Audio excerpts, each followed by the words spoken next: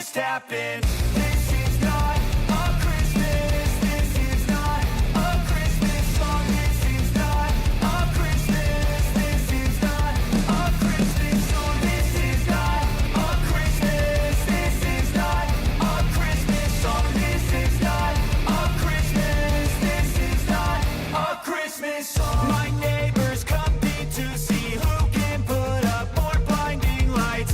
The kids all wish away the month 'cause they want presents in sight. This year had me so mad, I've been bad, got coal that is sitting under my tree. I think that my Christmas has died. This is not a Christmas. This is not a Christmas song. This is not a Christmas. This is not a Christmas song. This is not a Christmas. This is not a Christmas song. This is not a Christmas. This is not a Christmas song. When I was just a boy, Christmas brought so much joy. Couldn't wait for the presents and laughter.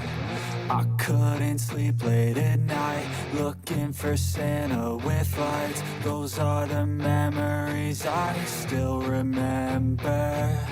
Then I became a man, lost sight of who I am, but right in front of me was the answer.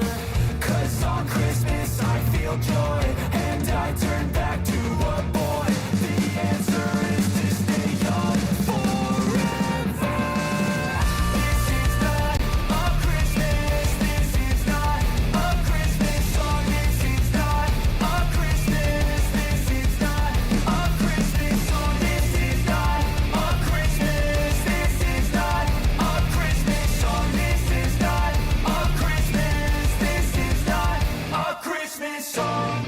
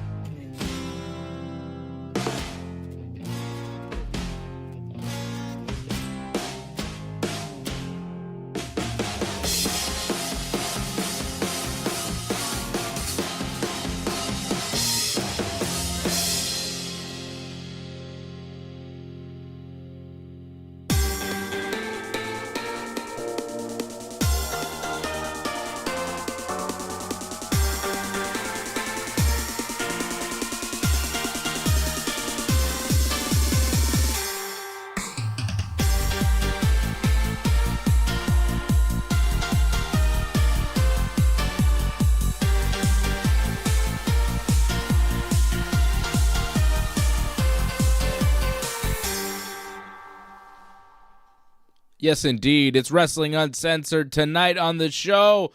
Paul Heyman changes his phone number. Who's going to be the fifth man for Roman Reigns and the boys? And we're going to watch Mike Tyson versus Jake Paul in the boxing ring.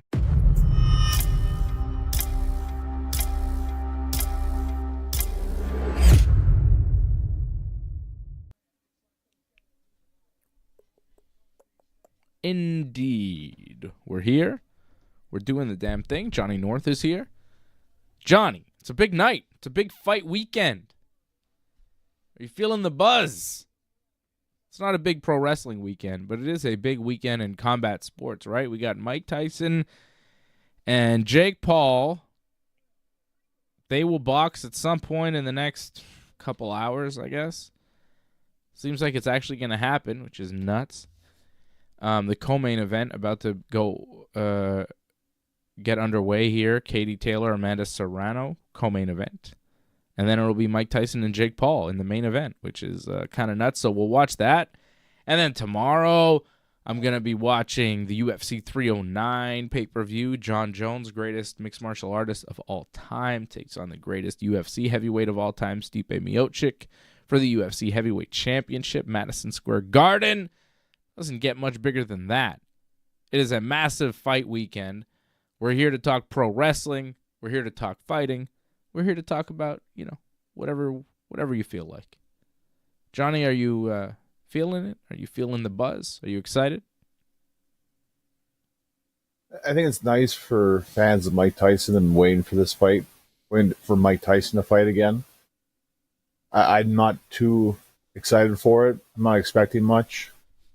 It's been a while since Tyson has won a fight, a real fight, and it wasn't too good his last couple of fights. So don't get your expectations too high. Hopefully Tyson does well, and I think it's set up that he won't do too bad. But I'm not expecting much. Also, I think this might just end up being a draw. So people talk about being scripted. I think not scripted, but it made that it's easier for them to work around the issues they might have with each other.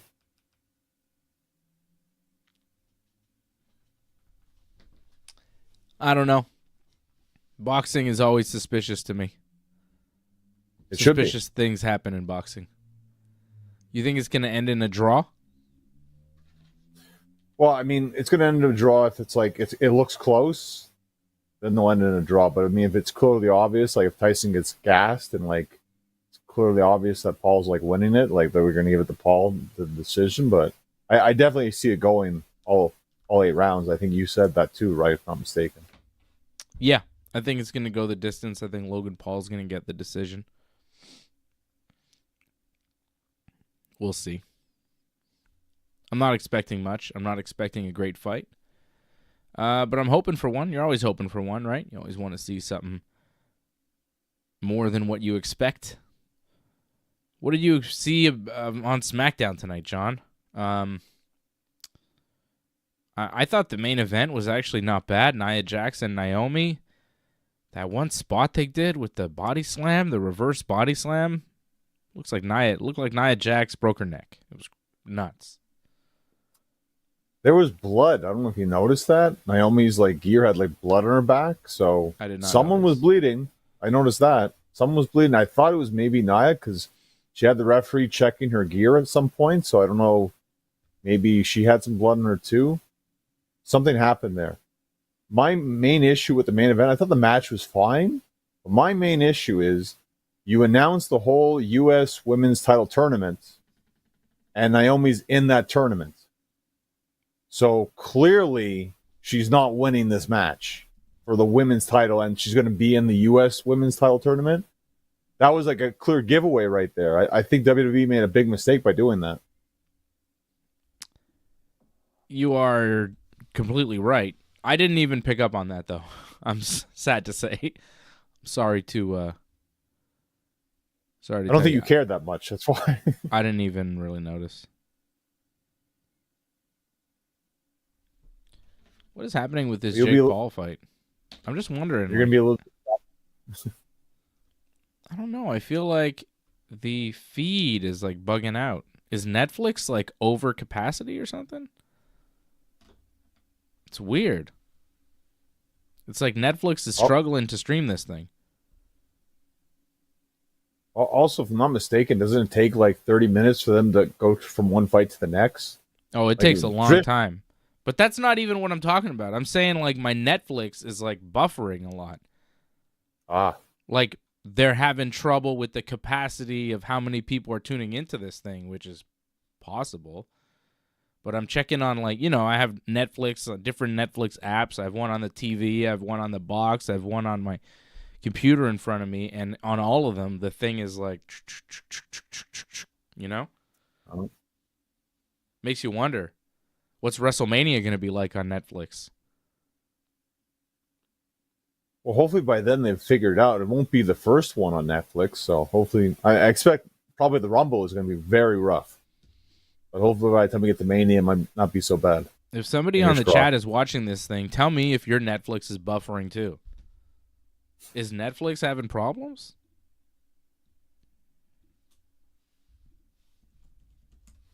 Maybe it's just your Netflix too. That could be another thing. You're cursed. That can happen. No. Oh, everyone's down? That sucks.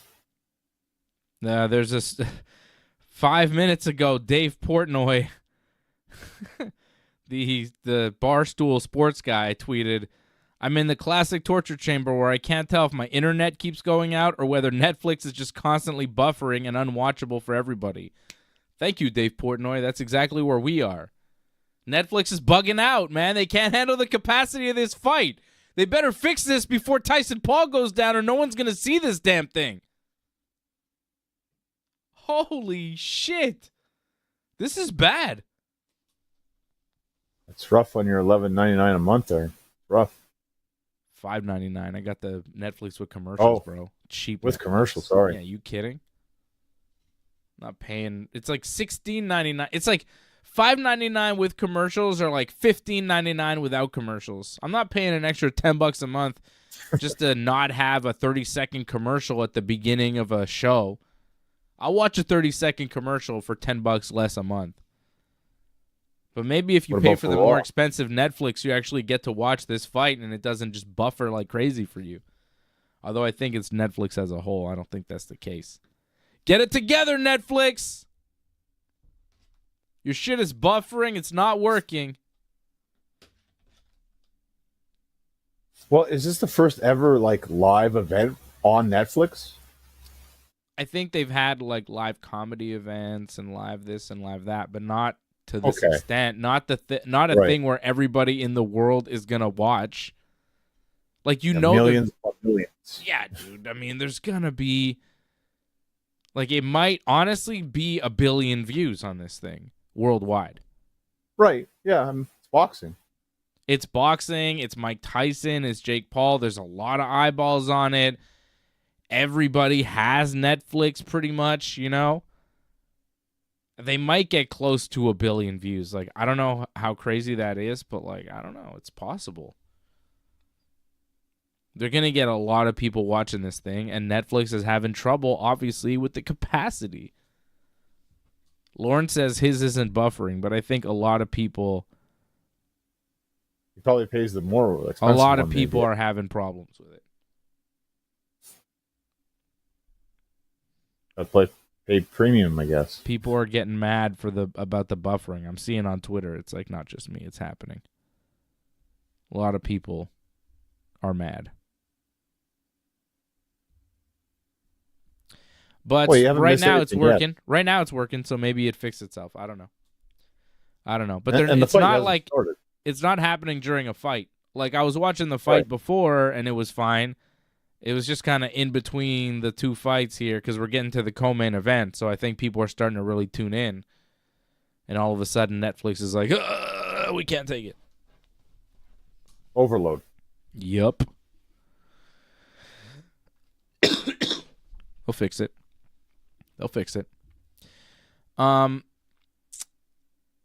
Yeah, that Nia Jax Naomi match to close SmackDown I thought was pretty decent, John. I don't know what you thought, but I mean there was a lot of shenanigans. We had Liv Morgan and Raquel Rodriguez attacking Bianca Belair and Jade Cargill backstage during the match for some reason. It seemed unnecessary. Seemed kind of overkill. You saw Raw? Yeah. Right? What happened on Raw between them? They're like Jade and Bianca beat them. Mm-hmm. So revenge? And they've kind of set up WarGames already for the women. I know you don't want a women's WarGame match, but we're getting a women's WarGame match. It's happening. Get ready. Oh, is that what they're doing? Oh, yeah. So what are we doing? So I think it looks like, and I'm sorry if I spoil anything because Raw's already happened. Yeah. But we're probably going to get Jade, Bianca, I think it's not Kari Zane, but EO? Io, yeah. Io and Naomi, and probably a returning Rhea Ripley. Not Bailey? No. As you saw with Bailey, Bailey's not with them because of the whole Bianca issue and all that. And Rhea's Io back issue too. already, though? Well, you got to watch Raw. What's going to happen Monday? I'm sorry if I spoiled it right there for you, but it's going to happen. Okay. I said it. Okay. I warned you. Mm-hmm. So, yeah, that's what's going to happen. And against, I guess, like Liv, Raquel, and Nia, Tiffany. Candice and Tiffy? There you go. Okay. Okay. That's why It's Candice is with Nia Jax tonight. Helping Nia Jax win the match against Naomi in the end. Yeah, but I mean, I thought they hit some cool spots. Naomi's cross body from the top to the outside was nice. That body slam thing off the second rope where Naomi reversed it and Nia landed on her head was pretty nuts. The Samoan drop off the second rope was impressive. The match was good. It was solid. Good main event. I thought it was all right. Like you said, they had some good moments. There were some moments where I thought Nia, something happened where someone got hurt. Because, again, there was blood for some reason. And I think Nia looked a little bit sluggish at some point. And I think maybe whoever got hurt, I think it was kind of affecting them because you could tell the match kind of went down a little bit. It picked up because they had those spots, like you said. And overall, a decent match. Just to me, I didn't feel like there was any drama, and it's too bad that they gave it away. Because I thought if they didn't give it away, I would have invested into that because they actually had some good falsies. It's just I didn't believe in any of them, sadly. Yeah, it was a solid match, though. I enjoyed it, and I didn't really think about the U.S. title tournament, so I was buying into the false finishes. You know what I mean? I was like, yeah, this is good. That's good. I was like, oh, Naomi might win here. Why not? So I was into the match, John. I wasn't really thinking about how Naomi was in that tournament. I didn't really pay attention. I know she is in the tournament, and we had some developments there. Bailey won a triple threat match. They're doing a series of triple threat matches that'll lead to some singles matches that'll lead to the finals. So we had Bailey beat Candice LeRae and B-Fab in a triple threat tonight to advance in the women's U.S. title tournament. She'll face the winner of Bianca Belair, Chelsea Green, and Blair Davenport that I think is taking place next week on SmackDown. Yeah, I believe so, yeah. Okay. So maybe that'll be Bailey versus Bianca in some sort of, grudge match. I think Chelsea, actually, but okay. Okay. And then Jade Cargill, Michin, and Piper Niven will wrestle another triple threat match. And the winner of that one will take on the winner of Naomi, Tiffany Stratton, and Elektra Lopez. Who do you have winning those matches, and who do you have coming out of that side of the bracket, John? Who's the U.S. Women's Champion crowned at Saturday night's main event in the finals? That's tough. The other side, it's really difficult. To me, it's Bailey versus Chelsea, and I think Bailey goes to the finals. Who does she face in the finals, though? I'm not 100% sure yet. I look at that, I'm like, Tiffany would be great in terms of how things are going right now. And I think in terms of reactions, that would be the best match to make. So also in terms of the wrestling, I think the wrestling would be at its best if it was Bailey versus Tiffany. However, is that too much to give Tiffany the Money in the Bank and the U.S. Women's title? That's where I question myself a little bit. I like the match. I'm not sure. I think we might be headed towards something with Bailey and Naomi and Bianca and some sort of story there. Because the Bailey, Naomi, Bianca, Jade Cargill stuff on SmackDown tonight was odd. It was like, what are they doing here? Bailey was like, oh, I'm friends with Naomi. And then Jade and Bianca were kind of like, we got Naomi. Get the hell out of here, Bailey. We don't need you. And Bianca and Bayley kind of looked at each other, And then during the match that Naomi had tonight, Jade and Bianca, they got beat down backstage. They weren't around to help Naomi when Tiffany Stratton was cheating. It was Bayley to come out and help Naomi. So there's something there with Bayley and Naomi. And I could see just the way the brackets are lined up. I feel like it'll be Bayley versus Bianca in the semifinals, with Bayley going over Bianca.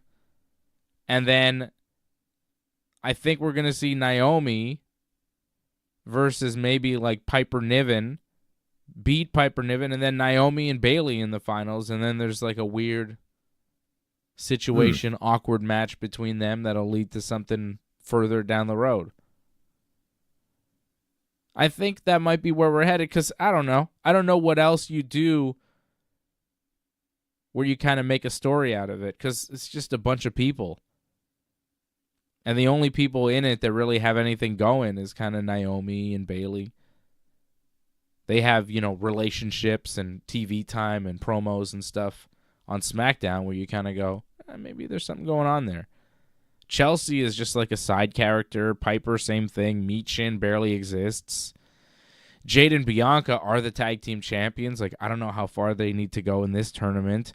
Tiffany Stratton is the Money in the Bank holder. I don't know how far she needs to go. You talk about her having the Money in the Bank and the U.S. title. I think that would be overkill. And Elektra Lopez, come on. She's not winning that triple threat match. So no. I feel like it's Bayley and Naomi in the finals, with Bayley winning and becoming the first champion, because she's a legend, and I think you want to start that belt off right with somebody like Bayley holding it, giving it some prestige right off the bat.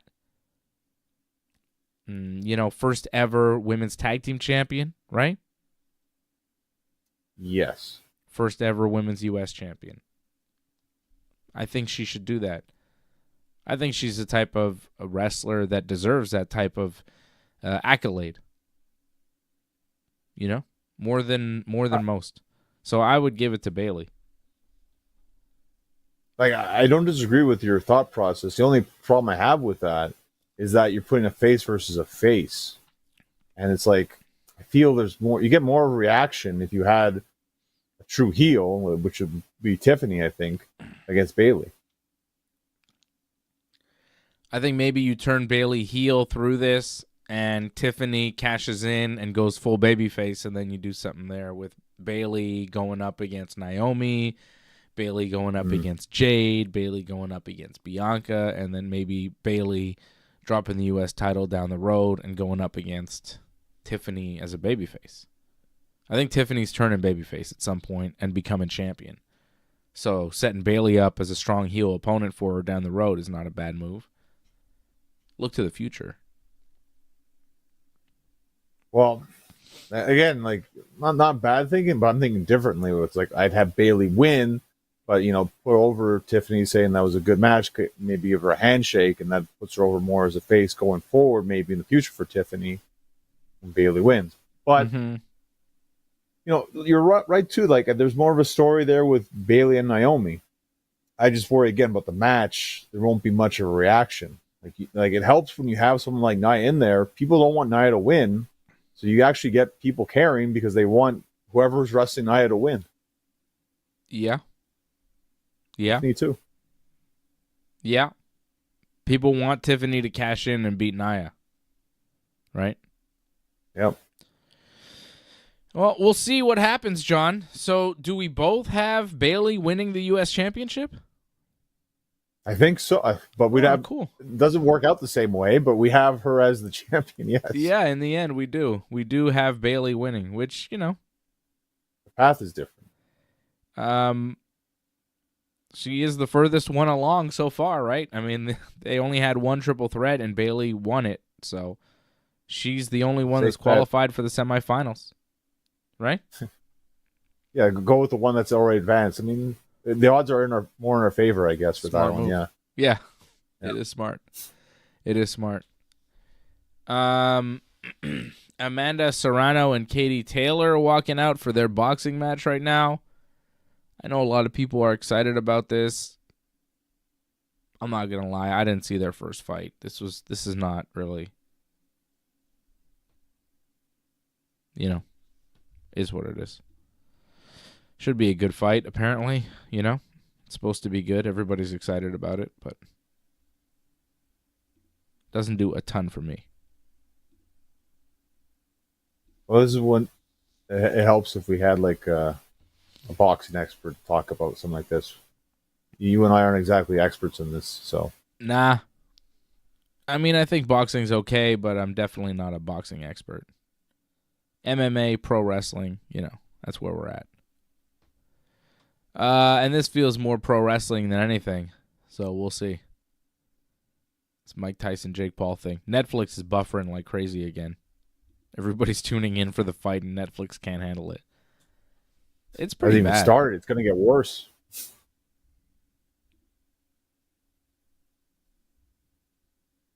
See if you survive the night. It's crazy how bad Netflix is. Yeah, like Mike Tyson hasn't even started fighting yet, right? Imagine how bad it's going to be when that happens. Might be a long night. A lot of angry people throughout the world. It's like unwatchable. It's not working. That's bad. It's not working. Netflix, I mean, I've got it on desktop, not working. App on the TV, not working. Let's check the phone app. Let's see if I can get it on my phone. Apparently, it's going to begin soon. That's where we're getting the Bullshit, headline it's here. going to begin soon. It's never going to happen. Whoa. What's wrong? I got like this weird error message from Netflix. Man, they're fucking up. They are fucking up. It's working again now, but like you got to refresh and restart. Like it's crazy bad. Damn, son. I'm telling you, it's very bad, Johnny. It's bad Netflix. Problem, you get the cheap Netflix. It's the problem. Shut up, bro. You don't even have Netflix. But who knows? Like, I'm sure people who have the premium could tell us the difference. If anyone has it. Yeah, maybe it works on the premium.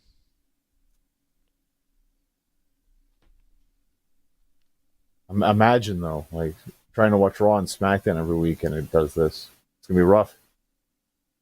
What a disaster. Netflix sucks. It's not working. Well, I'm sure it's still better than Sportsnet. Trying to watch Sportsnet every week. I'm actually happy that we're getting off Sportsnet because that's not fun to watch that every week. Always bugs out all the time. The app? Oh, yeah. All Yeah, the time.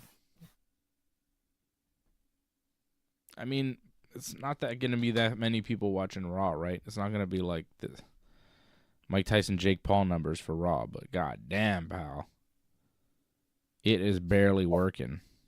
Was it this week or last week? It's working better on my computer than it is on the app on the TV. The app on the TV is just like bugging.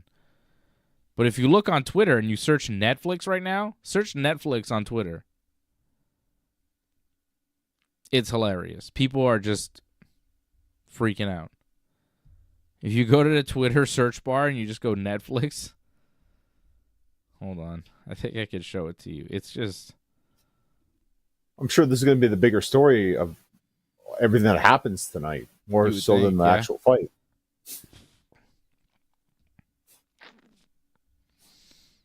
This is not a good look for them, man. This is supposed to be a professional operation. This isn't DAZN. You know what I'm saying? Like, what's going on? Sounding like it, actually. Yeah, Snoop it Dogg is. on commentary? Huh? Is Snoop Dogg on commentary too? I don't know. Look. Netflix search, right? Search Netflix. Uh-huh. Okay? Nice fight night. Look at this. Netflix servers right now. Good old America Online. Look at this guy. These fights are awesome. Loading. Crashing constantly. Look at this. Netflix wasn't ready for this. This is unwatchable from the Barstool Sports guy. Netflix servers right now. Guy looks broken. Netflix, after scamming everyone into watching a fight they have no idea how to support technically. Netflix should be embarrassed right now. Oh, the good old modem connection. People seem angry. A lot of swearing, it seems now. Some angry memes, too. Yeah. Biggest fight tonight isn't Paul Tyson. It's everyone versus Netflix buffering. Yeah, I thought so. Netflix servers right now. Hey, Diaz doesn't look too good right now. Me staring at my Netflix screen buffering for the 57th time. Just the same thing over and over again. Guy in charge of Netflix servers right now. Just confused. It's bad. That guy's always a skinny guy, too. What a disaster. Well, that's good. Lauren's going to give us updates because his Netflix is working, so that's good. That's nice. Yeah, it's pretty bad. It's pretty bad. Netflix. Looks like AJ right there. You guys suck. You guys are a disaster. Cannot believe this. Donald Trump needs to fix this right away.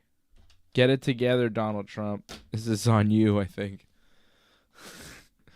Can Elon Musk figure out how to stream this goddamn thing, you know? Come on, guys. This is America. Is that the new... That's the new slogan now? Thanks, Trump? Oh, we got to ask... Yeah, we got to thank... I mean, we got to ask him to fix everything now, I think.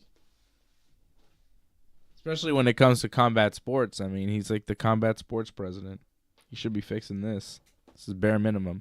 I'm watching it, though. I got it streaming on my laptop. It's fine on my laptop. It's just the other things are not working. Well, that's good. AJ's in the house now. Hopefully he'll have his Netflix working. Yeah, I hope his Netflix doesn't work. I hope it fails miserably. Jeez, that's mean. It'd be funny. I mean, why would AJ's internet work now when it never, ever does usually? You know what I'm saying?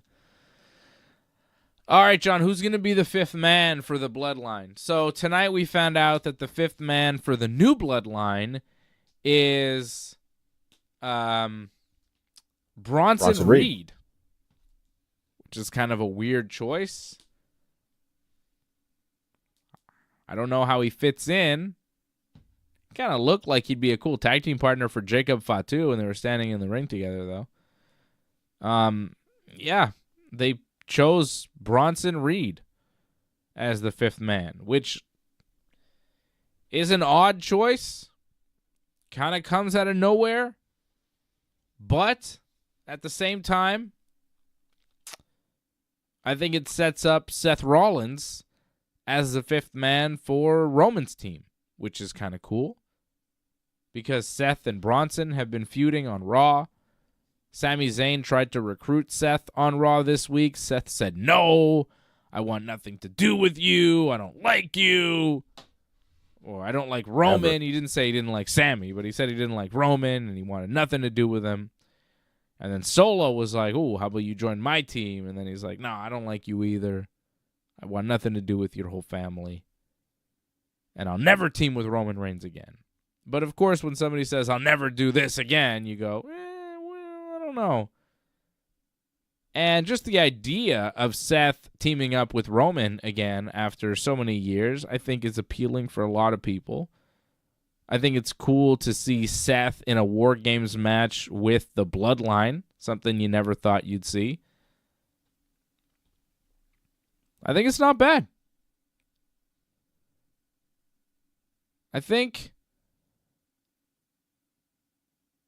it works. And I'll tell you,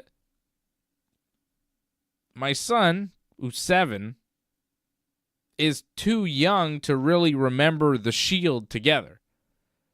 But as like a young wrestling fan, he's aware of the Shield, and he knows that they were like a legendary group, and he knows that Seth and Roman have this history. And for him, it would be like the first time seeing Seth and Roman team up together. And I think for a lot of young wrestling fans, it would be the first time seeing Seth and Roman together, something they've heard about, they know about, two of the biggest stars in the company. Like for us, we've kind of been there, done that, and seen it. But I think for a lot of kids, it would be pretty hype to see them in WarGames together. So I think it works. I think for a lot of fans, there's a nostalgia value to that. And again, you know, seeing the Usos, Sami, and Roman, that group, you know, as a unit, but then adding Seth into the mix, it's like a group you've never really seen before. I think it's kind of cool. I don't hate it. I know you were hoping for The Rock, but, you know, you can't expect to see The Rock all the time. It would be nice if we saw The Rock, you know, every week. If The Rock was on TV all the time, WWE would be much better. But he's doing other things. He's got that Christmas movie he's promoting that they keep showing us, right? He's busy. He's not doing Survivor Series. Not a match anyways. He might show up afterwards, but he's not working a match at Survivor Series. Maybe the Rumble. I guess we'll wait and see on The Rock, sadly. I really think it should have just been 4-on-4. You're adding more people into this that don't really need to be involved. Everyone involved, that's enough. Just 4-on-4. I find just adding another feud onto something else, onto another story, it just muddies it a little bit. And it's already a mess of a match, as they always are, the WarGame matches. Mm-hmm. I think it's better just to keep the people that need to be involved. You just add Seth and you add Bronson, it just adds another element that's not needed whatsoever.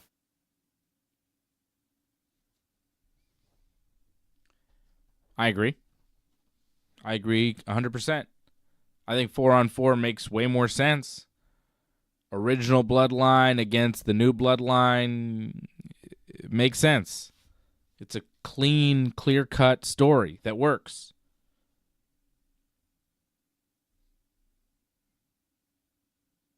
But that's not what they're doing. They're doing a 5-on-5 for some reason. Again, Netflix is buffering like crazy. It's nuts. This fight is not working, Netflix. It's not working. I'm not even mad. I'm shocked that Netflix couldn't get it right. I am shocked that they're having this many this isn't like some rinky-dink company. This is Netflix. They're supposed to have their shit together. The fact that this thing is not working is amazing. Like, are you not surprised at how shitty this is? I know you're not seeing it and you're not really aware of it, but like, are you not surprised that they can't stream it? Like, you're seeing the comments, right? It's not working, this fight. We're not going to see Jake Paul and Mike Tyson tonight. It's not going to work. Watch the replay. The production team has given me a feed, actually, but it's like you. It's not working. It's also frozen. So I'm seeing it probably just like you're seeing it right now. Frozen. It's not working. Netflix is not working for us. Apparently it was working for AJ. It was working for Lauren, but it seems for you, me, and a bunch of other people throughout the world, Netflix is not working. And apparently Antoinette, it's not working. So, yeah. Your $5.99 monthly is not working for you. Yeah. You should be mad. AJ says it's crystal clear for him. That's crazy. How is that possible? Of all the times for his internet to be working well and the rest of the world no, not but this be isn't working an well. internet action. Like, you know what I mean? This isn't internet. This is maybe he's not watching live or something. Maybe if you're like behind, it works. I don't know. I mean, AJ probably thinks it's working, but it's not. You know what I mean? It's not working, but he thinks it's working. Antoinette says it's not working for her either. She's mad. Like, yeah, it's mad. I mean, it's frustrating. It's ridiculous. This should be streaming. This should be streaming flawlessly. And it's not working whatsoever. Well, the good news, this won't happen tomorrow. The UFC, like, they got their act together, so Yeah, it's it won't be pay-per-view. a problem. Yeah. But damn. It's shocking how bad this is. AJ says he's watching round 3 live. I mean, I had round 3 here for a second, but then it started buffering again. Well, keep us up to date, AJ. What's going on? 'Cause we're in the dark. I mean, I honestly don't give a shit about what's going on. I'm more interested in the Netflix issues. Oh, it's working again. Got it working now. Fucking crazy. Well, still, it's not even Tyson and Paul yet. I don't think that's going to work. I don't think that's going to work. No, it's the Taylor and Serrano fight. Right. AJ says round 3 almost over. I have round 3 over right now. I'm watching Mike Tyson get interviewed between rounds. Well, I have the round just ending, so I'm a little bit behind both you guys. Oh, that's weird.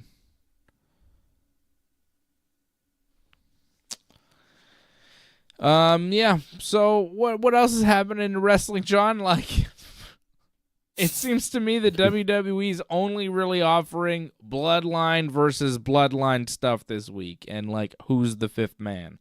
And we figured out, Solo's team's got Bronson Reed. Roman's team's probably gonna get The Rock. No, Roman's team is going to get Seth. Oh, sorry, they're gonna get Seth, not The Rock. Sorry. We wish The Rock. I wish. Yeah. That's not going to happen. But the other major thing that happened started the show on SmackDown is the whole Cody Rhodes, Kevin Owens. I mean, that's pretty much a lock to be a title match for Survivor Series, I think. Which we've kind of known for a while now. We've known since Crown Jewel, pretty much.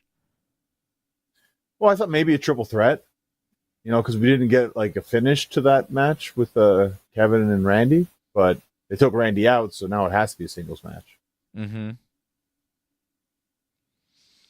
Why did they take Randy out? To make it a singles match?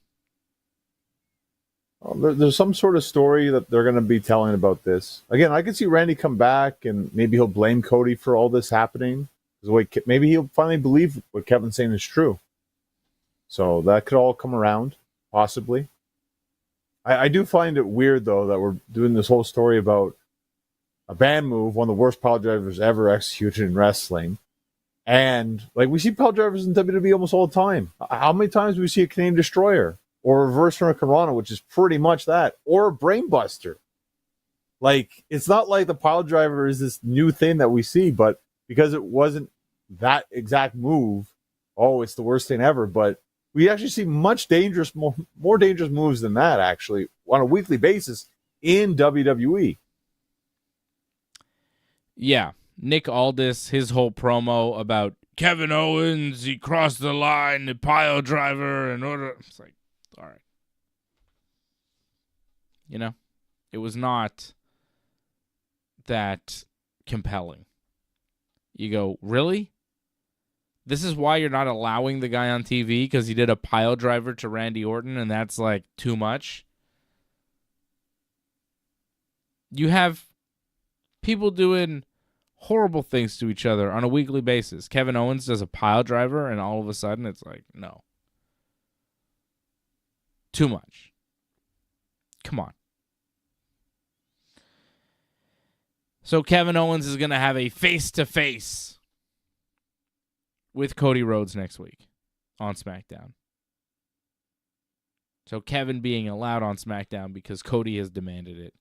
Kevin saying, the golden boy, Cody wants it. So it's like, all right. It's fine. It's a fine story that they're telling here with Kevin and Cody. But there's something that I just don't buy about it.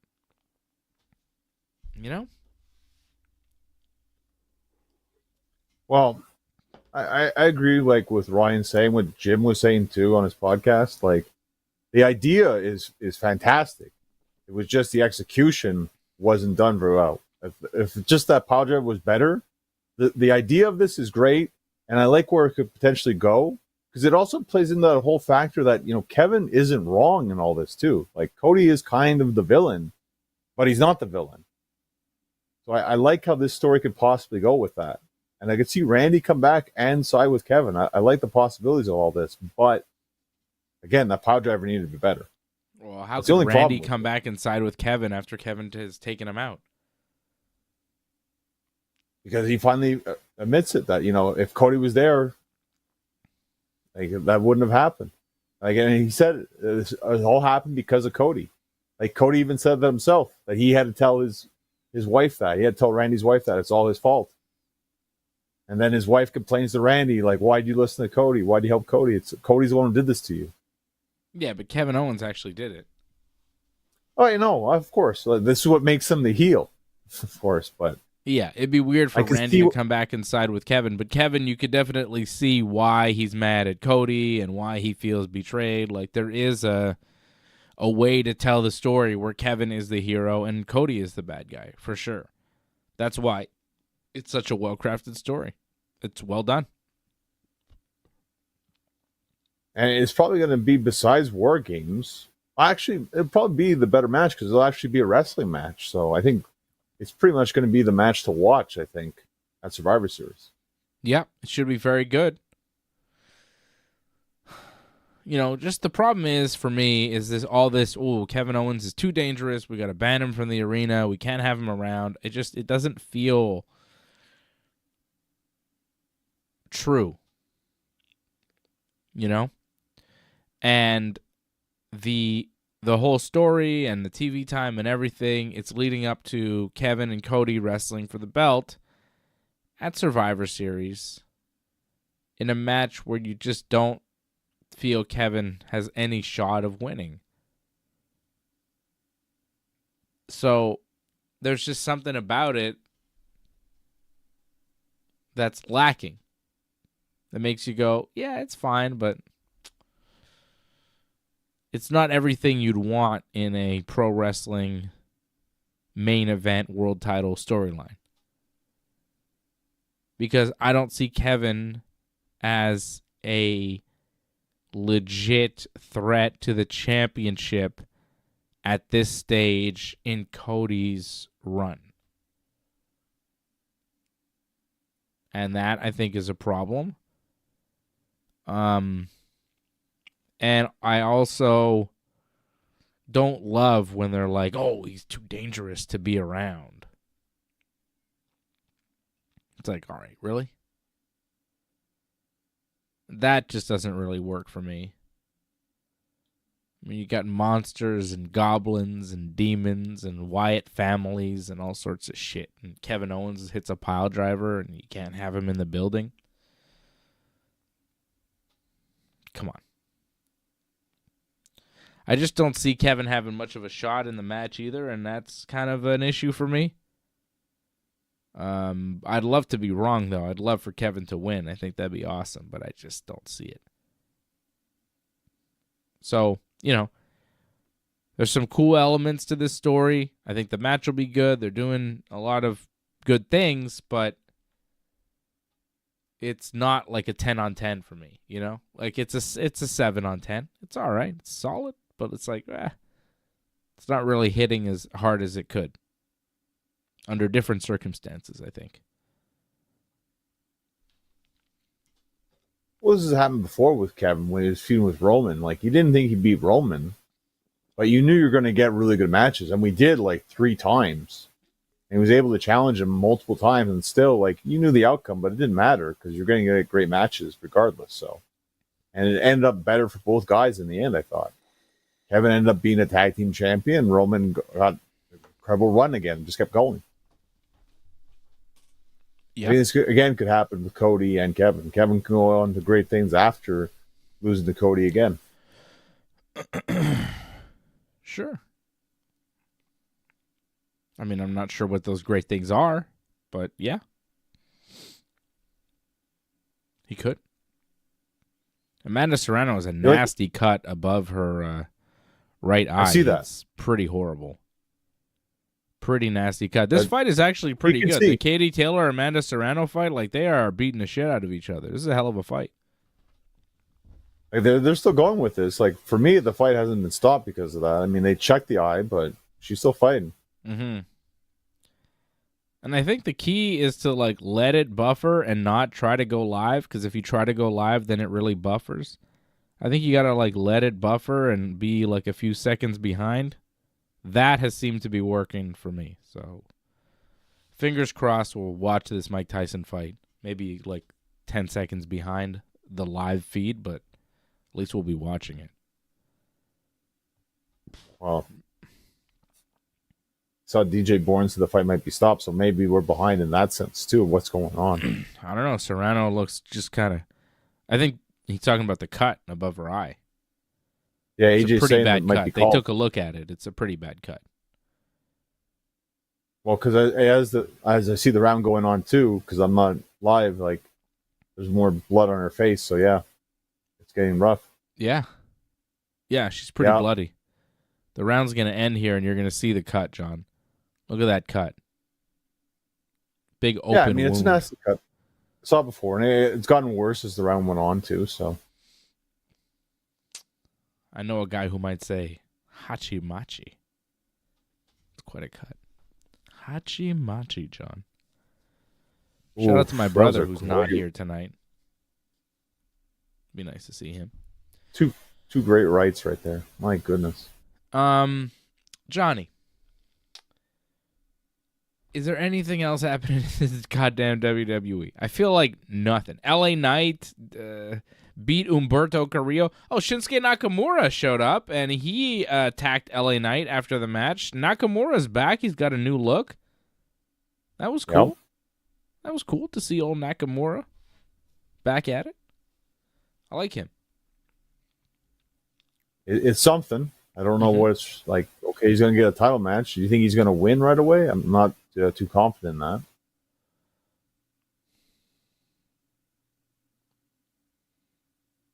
Maybe he should. It would help him a lot, but hard time believing that just out of nowhere, like, oh, we'll just give him the title. Yeah. We got to build that up a bit more, I think. Yeah. But like as a return match with a new look, it would be good to give him something big right off the bat. Beating LA Knight would be pretty big.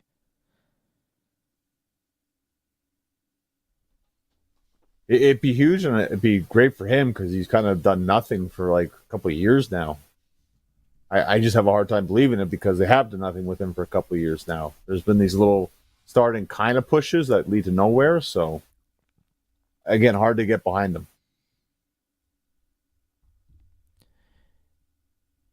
I think it'll be LA versus Shinsuke at Survivor Series. We will have the men's WarGames Bloodline versus Bloodline match. We will have Gunther versus Damian Priest for the world title. That's official. He did a promo on Raw that was not great. They were chatting Cody, so that's never good. Yeah.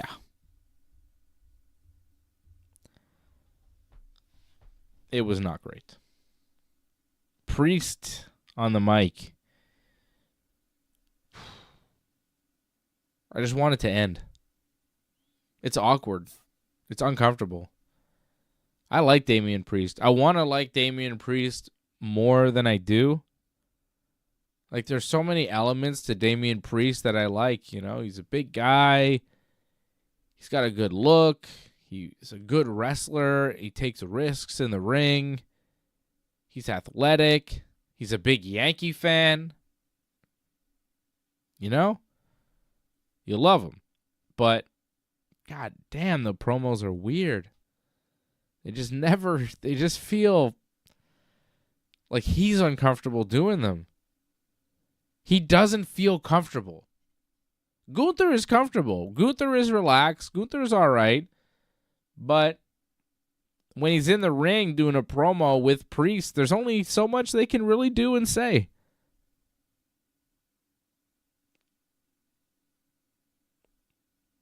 Gunther is good. I thought the match. Priest, you know, he struggles. I thought the match though that Priest had was pretty good against Kaiser. Like I Yes. thought that was a pretty solid match. He's much better in the ring than he is on the microphone. I don't think that can be argued. He's very good in the ring. This is why, like I want Damian Priest to have more success. I want to enjoy his work more, but there's just something about the character, and I think, a lot of it has to do with when he speaks, you just don't give a shit about him. Do you care about him? Do you think he's going to win the match at Survivor Series? Do you want him to win? Like, I don't. Gunther's a heel, but I think everybody likes him more. Because he's cool. Priest seems like uncomfortable. Well, you've also made Gunther kind of vulnerable here, right? And this hurt him by him losing the Crown Jewel match against Cody. So it's like, well, he needs a win back to kind of recover him a little bit. So Priest is his rebound match.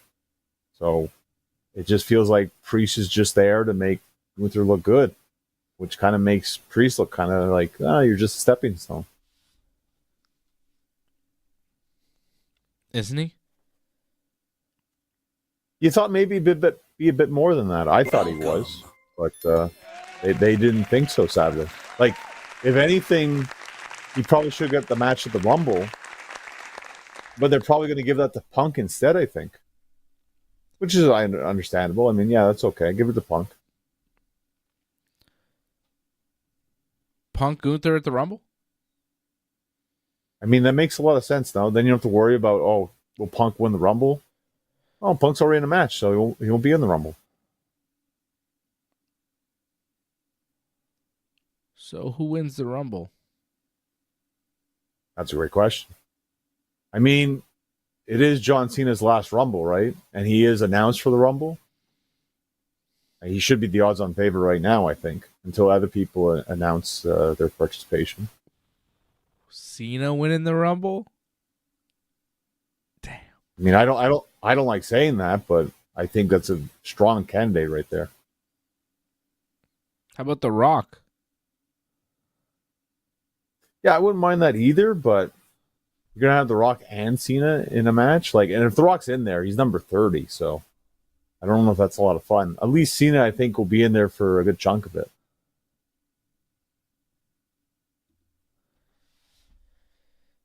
We'll see. I don't know. I think the Rumble's going to be It's real still early. interesting this year. Real Will be. interesting. Because, they're going to jam-pack it with stars. They're just waiting for Netflix. Once January hits and they're on Netflix for Raw and everything, it's going to go big-time Hollywood. They're going to get all the big stars. Cena's going to be back. Rock's going to be back. They're going to do the Rumble, and it's going to be huge. January, February, March for WWE and April are going to be massive. We're just waiting right now. This is the calm before the storm. Well, as long as he's in it, I think, who knows, but I want to say Raw Cena, because I'm thinking Cena goes to Raw. And I'm thinking if it's SmackDown, I think Roman's going to win.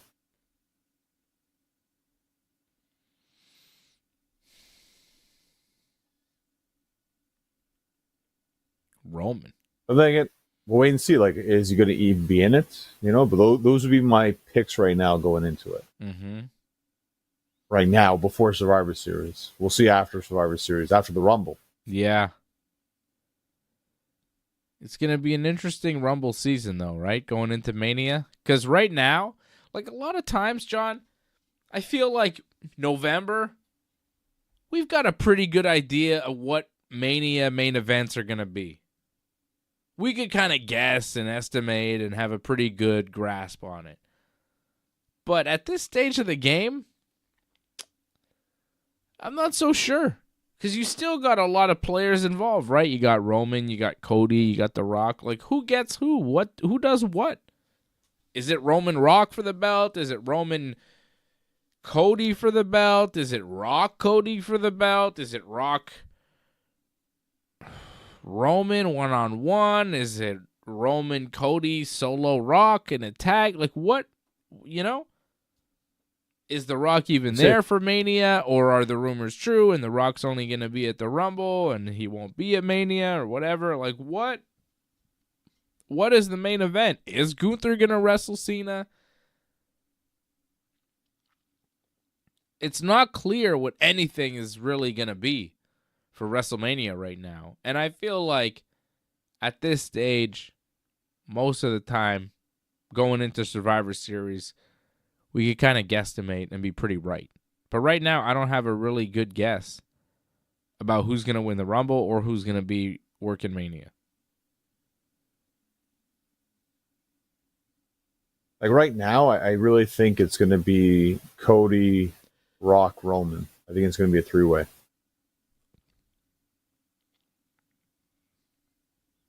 I mean, that makes sense. I could see that.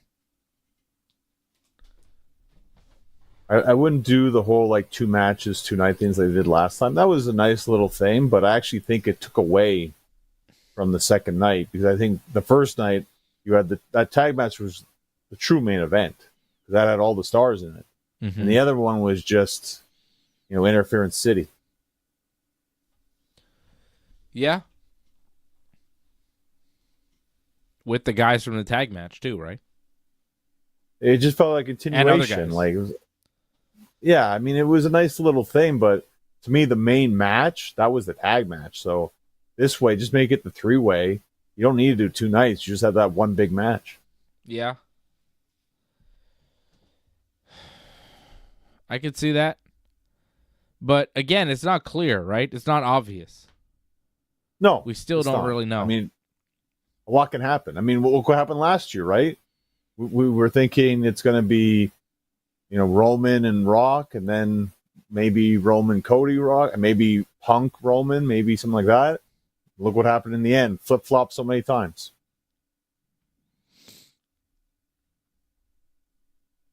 It'll be interesting. I think it'll be fun.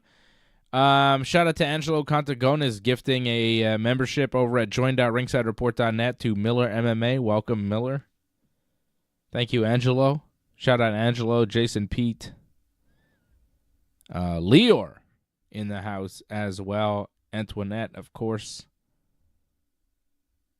All the members supporting over at join.ringsidereport.net. Everybody watching on YouTube. Everybody watching on Rumble as well. I know we've got some strong viewership tonight on Rumble. Shout out to everybody tuning in to the Ringside Report Network, however you do it, on Twitch, on Rumble, on YouTube, on all the things. We're on all the things. On the kicks, we're kicking you. We're doing everything. YouTube, Rumble, Twitch, and Kick. It's Ringside Report Network. We're here every Friday night talking professional wrestling. And I'll be back tomorrow night with Freddie for the UFC 309 watch-along, which will be pretty fun. Johnny Bones Jones versus Stipe Miocic. And the Taylor Serrano fight is over, brother Nero. We're going to a decision. I have no idea who won the fight. It was pretty close. It was pretty violent. It was a pretty good fight. Don't know who won. Not clear to me. You tell me who won the fight. Who won the fight, AJ? Who won the fight? Jason Pete, who won the fight? Who won? My feed, it's still frozen at 105 of the last round. So. Yeah, your feed froze. I see your feed, John. Okay. Johnny's feed is frozen. Mine is still going. I'm seeing replays. I'm seeing stuff. I've got it on my laptop in front of me, and it's working for me. So I don't know. There you Maybe go. we can refresh Johnny's feed. Give me a refresh on Johnny. Give me a doop, doop, refresh. You want to talk about AEW at all? Like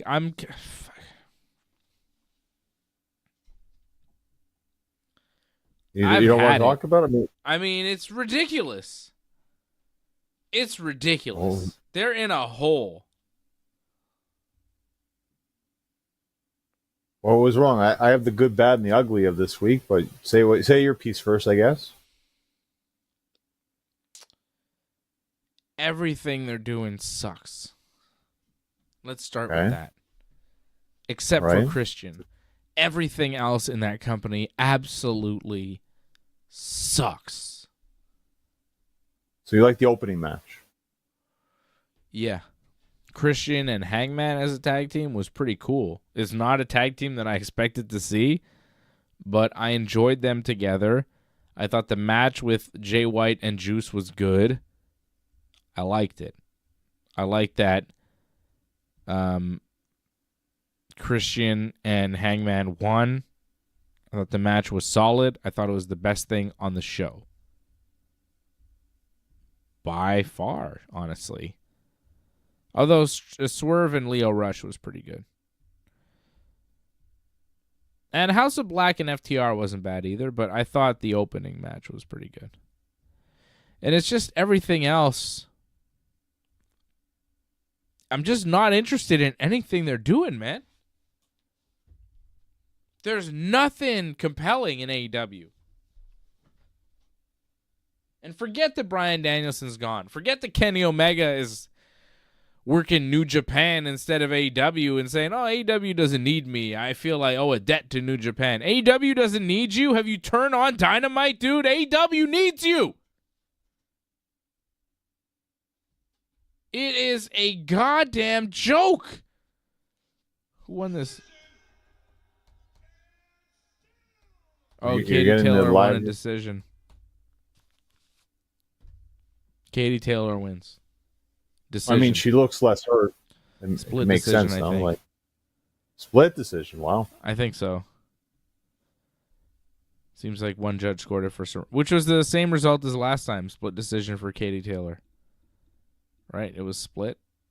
No, unanimous. Sorry, it was a unanimous decision. 95-94. That is close. 95-94 unanimous. That's like she beat her by one round. Katie Taylor beats Amanda Serrano, unanimous decision. Close fight. Really good fight. That's the kind of thing where you go, well, okay, Katie Taylor's 2-0, but you could still do a trilogy and make money doing that because people want to see them fight, even though, Serrano's down. Ooh, She's her down. ear looked messed up too. I mean, she got beat up. Like, even though you're down 2 fights, because both fights were so close and so good, you could still do a third fight and, hope to win that one. If you lose a third fight, it'd be tough to sell a fourth, I think, but I'm not sure. If you stick it on a co-main event of something big like this, it'll work. Hell of a fight. Katie Taylor and Amanda Serrano. Good for them. Good for them. Huge women's boxing match. And that was a co-main event. So we're waiting for the main event, which is Mike Tyson and Jake Paul. And it seems like Netflix kind of has their act together enough For now. to stream this fight. Well, I will say it looks fantastic in the AT&T Stadium, though. Wow. Cowboy Stadium was a good choice for a venue. Yeah, it's a big venue. Right? And now we'll wait another half an hour before the actual Jake Paul Mike Tyson fight actually happens here. Really? Well, isn't that how usually you said that? We started the show with that. Like, doesn't it take like forever from fight to fight? I guess. I really hope we don't have to wait that long, but I think we probably will, right? Doesn't like Snoop Dogg have to come out and like sing a song? Like, Do we have to stay on to watch all this stuff? Like, come on, I'm done. This show's over. I'm not doing a watch along for this fight. Screw this. Stupid. It's goddamn dumb. AJ's mad that Serrano lost. Who cares, AJ? Shut up, bro. No one cares. I don't give a shit about that fight. Like, I don't care who won. It was a good fight. They both made money. Who gives a shit? She got robbed. Like, yeah, she's pissed, but I don't. It doesn't do much for me. Sorry. well, didn't Yeah. Serrano like bet a lot for Tyson? So like she has a lot to lose now, I guess, if Tyson loses.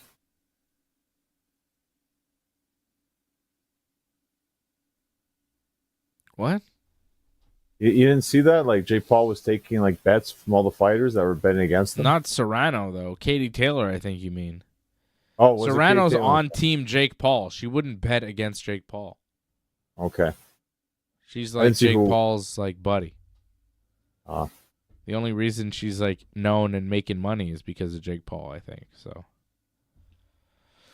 yeah, I think Katie Taylor was like, "Oh, I'll bet your purse that Mike Tyson will beat you," and he's like, "Fine." Jake Paul was taking bets from all the other fighters, going like, "Hey, you think Tyson's gonna beat me? I'll bet you $1 million." It's pretty good. Jake Paul's very confident. Well, when you run the whole thing, yeah, you should be confident, right? Like, Yeah. Yeah. I don't know. It feels like, the VHS versus the streaming era. Mike Tyson representing the VHS. When he was in his prime, it was cassette tapes. It was closed circuit television. And now it's streaming. And this fight's on Netflix. So it seems more like, Jake Paul's arena than Mike Tyson's. At the same time, Netflix is bugging out tonight. Maybe a sign of things to come. Maybe Netflix and the streaming era and Jake Paul, not all it's cracked up to be. Maybe the more secure VHS tape and closed circuit television and Mike Tyson is what we need for victory. We'll see. I think it's a work in progress. I think Jake Paul probably wins, and I hope that it happens soon. Katie Taylor was kind of headbutting Serrano there in that fight. Oh yeah, that's a headbutt. A lot of clashes of heads we're seeing on the replay. Easy Lots of headbutt right there. Lots of headbutts from Katie Taylor. Yeah, I could see why she got busted open because I'm kind of pissed about that, to be honest. That's rough. I can see why people are mad. I imagine AJ and I think Jason P too were mad about it. Yeah. Well, I'll stay mad. I mean, it is what it is.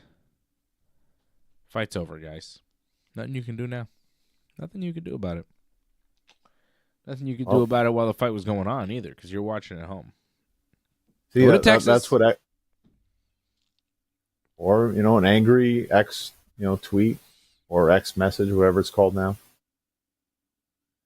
Oh yeah, you could do that. Of course. Oh my God, they're still talking. I really want this Jake Paul fight to happen already, but I guess we'll have to wait for a while. Who's this jabroni talking? What's he saying?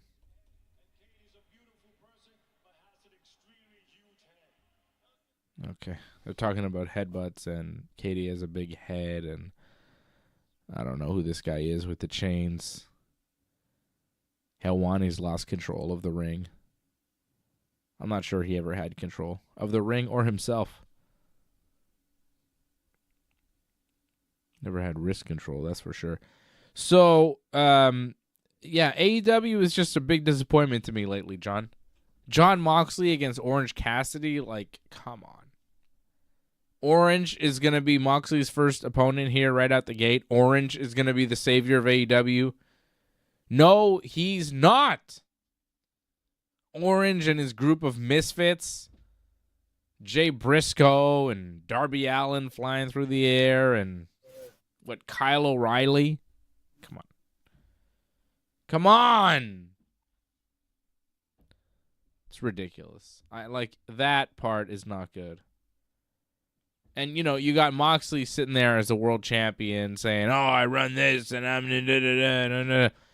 And it's like, okay, well, who's your opponent? Orange Cassidy? Call me when the opponent is Swerve. Call me when the opponent is Hangman. Call me when the opponent is Adam Cole or MJF even. Not Adam Cole necessarily, but MJF. Call me when the opponent is somebody legitimate. A former world champion, a legitimate threat to Jon Moxley. Even Jay White, I would accept. Kazuchika Okada. But Orange Cassidy? Like, this guy is not the guy to represent for AEW. This guy is not the guy to beat Moxley for the world title. And yes, okay, Orange did have one match where he beat Moxley, but so what? And the more you talk about it, the more we know that Moxley's going to get his revenge on you at Full Gear. I beat you once, and I'm going to do it again. No, you're fucking not. You're not going to end Moxley's reign after one pay-per-view and be the new AEW champion and ruin this whole group and angle that they've got going, which already is like a disaster, by the way, because Pac is just gone and they don't explain it because he just barely wrestles in AEW and he's in England half the time. So already he's just not around. Not on Dynamite. No one even asked where he was because he's inconsequential. It sucks. It's their main thing, and it's terrible. Moxley, like, we're doing this, we're taking over, and one day you'll see. And yeah, it's like, all right. It's not even clear what you're talking about, man. It's not good. Orange is not the one. Give me Darby. You'd believe Darby has a shot. No one believes Orange has a shot. And everything else in AEW just feels like they're doing this. Like tag team title 4-way at Full Gear. And okay, they had a qualifying match in the main event. They had FTR versus House of Black. And who qualified for the tag team title match at the pay-per-view?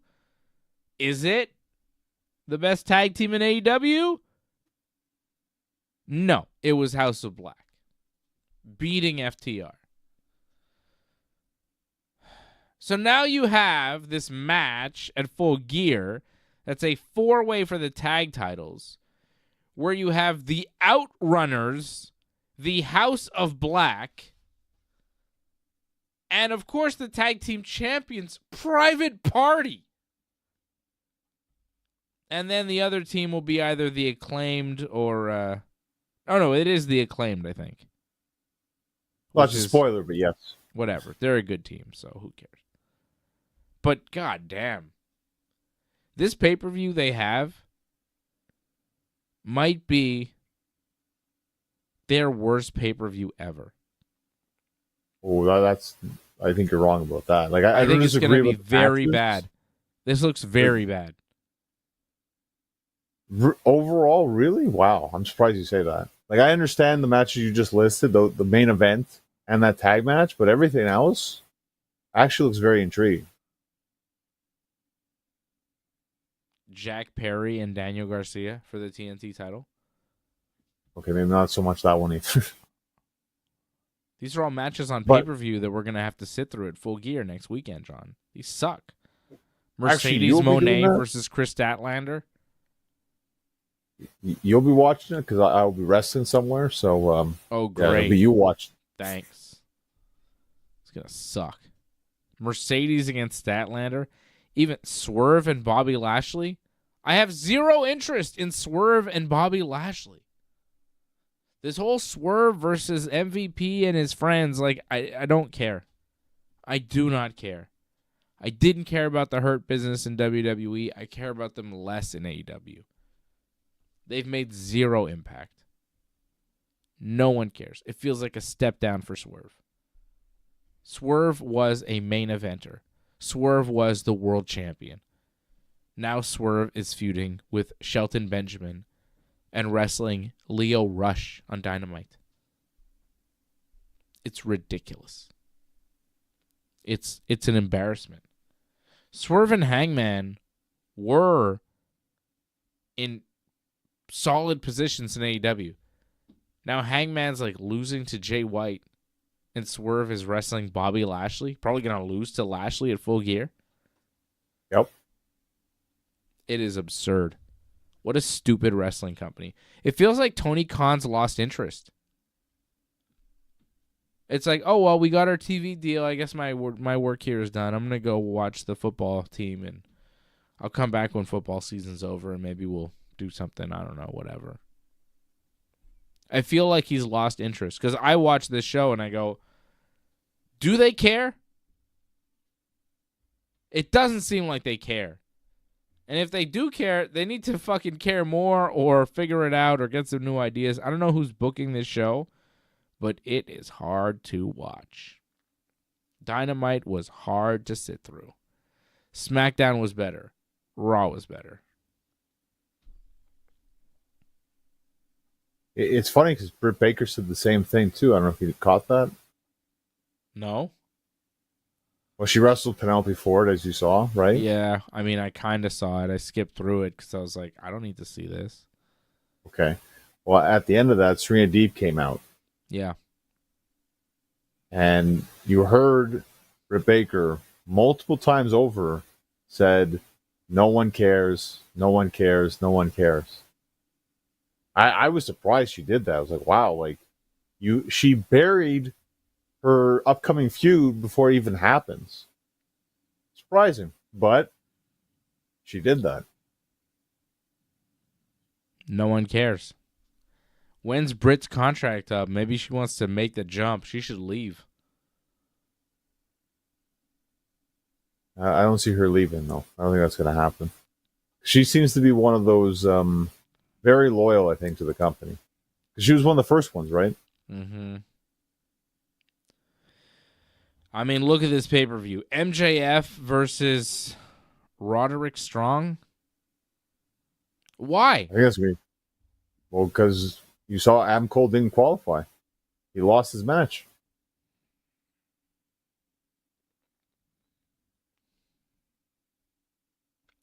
How stupid. I'd rather a singles than a triple threat, to be honest. Why is Roderick Strong even involved in this?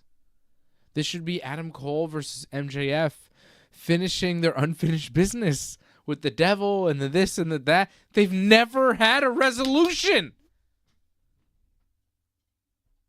And instead of doing it, they go, Roderick Strong. It's crazy. I can't even understand why. Roderick Strong on pay-per-view. This is what we're wasting MJF's time with? This is what we do with MJF. He's never around. When we have him around, this is what he's doing. I don't get it. Why him and not Adam Cole? Well, this goes back to the fact they have a pay-per-view in December, right? So it's going to be Roddy in November and Adam Cole in December. Great. Let's wait even longer so people forget even more. Hey, there's Shaq. There is Shaq. He is at the Mike Tyson-Jake Paul fight. Good for him. Jay White against Hangman Page at this pay-per-view, like that'll be good, but at this point I don't care. They keep wrestling each other. It never ends. I don't know who won the last one. I believe Jay White won the last one. Right. So I guess Hangman will win this one. Yep. I think that's Gronk with him, right? Yeah, Gronk is with Shaq. I only know Gronk from wrestling. I know he used to play football, but he also wrestled. Former 24/7 champion. Yeah, he was terrible. He was really bad in pro wrestling. Celebrity. That's it, you know. Yeah, but some of them are good. Like, he's no Bad Bunny. Which is weird, but Bad Bunny seemed much more athletic than Gronk. And he's not a pro athlete. You know what I'm saying? Logan Paul. Much better wrestler than Gronk. Like, there's been a lot of celebrities that have come in and done a much better job at pro wrestling than Gronk. Gronk was terrible. Logan Paul and Bad Bunny put him to shame. They put in the work. That's what helped, I think, a lot. And they actually cared about it. Gronk was about Pat McAfee level. McAfee is not a great wrestler either. He's pretty awful. I think there's definitely a lot more enthusiasm with McAfee, though. I think he tries. It's just, he's just not as gifted as Logan Paul or Bad Bunny is. Why is Cedric the Entertainer on this show, on this Netflix thing, on this panel, and why is he dressed like that with the hat?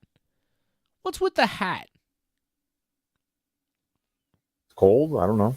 It looks like religious in a way, but I don't think it is. It's just stupid looking.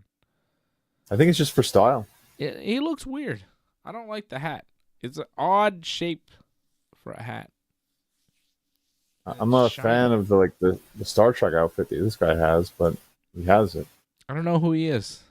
I don't care. I don't know who he is either. I want this thing to start. I don't think it's going to, though. Oh, no. Hell no. We haven't got the video packages yet. Then the two entrances they all get, right? Don't they get 2 entrance videos?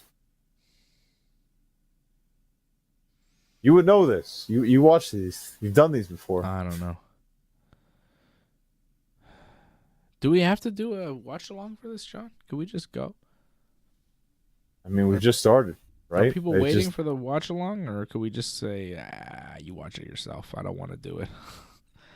It's too late. We've been going for a while, and it's like nothing's happening. This fight's not happening. It's taking too long. We said this is going to be a long night, right? I don't want a long night, John. I got shit to do. I mean, you're going to have a double whammy of long nights. It's going to be a long I don't weekend. need that. That's what I'm saying. I don't need to watch this fight. We can skip it. Fuck this fight. It's stupid anyways. I don't really want to do a watch along for this if we got to wait and wait and wait. Fucking delays and shit. Netflix bugging out. Unnecessary. Well, there's some other parts of Dynamite that happened too. Like you mentioned Statlander and Mercedes, right? Did you catch the part what happened this week with them? No. So they were doing an interview backstage, and I guess now Camille has her arm in a sling after what happened, where she got her arm slammed against the car door. So then Statlander jumped them, and Camille couldn't really attack because she's one arm. And Statlander, I think, speared them both through the wall. I don't know if you caught that. Yeah, the fake wall. That shit was dumb as hell. Could they stop doing that? Isn't that the second time in a couple of months they've done a fake wall spot backstage? I think the last time was with Samoa Joe, right? When they wrote Samoa Joe off. I don't know. That fake wall stuff never looks good. And they go through the fake wall, and they don't stay on them for more than 2 seconds. Right. And then they cut, and they're like, whoa, Kris Statlander and Mercedes going through a wall. How about that? Okay, on to the next thing on the show. They don't even go, holy shit, they just went through a wall. God damn. They just go, oh, yeah, well, that happens in wrestling. Let's move on to the next thing. And you go, bitch, stay on. Keep the camera on it. Watch them sell. Give it some emphasis, because otherwise you just did this big thing and spent some money on a prop and took a big bump and all this shit for no impact, nothing.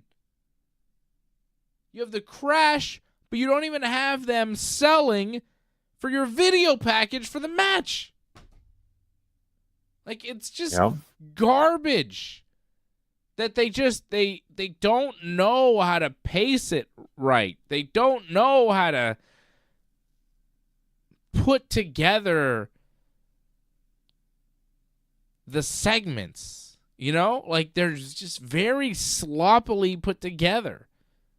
And once in a while, you'll have a segment that seems sharp and tight. And usually it's because it's run by a guy who used to work for the WWE. Like Chris Jericho, you know, his promo segment backstage with Big Bill and Little Bill or whatever he's called. Brian Keith. Yeah.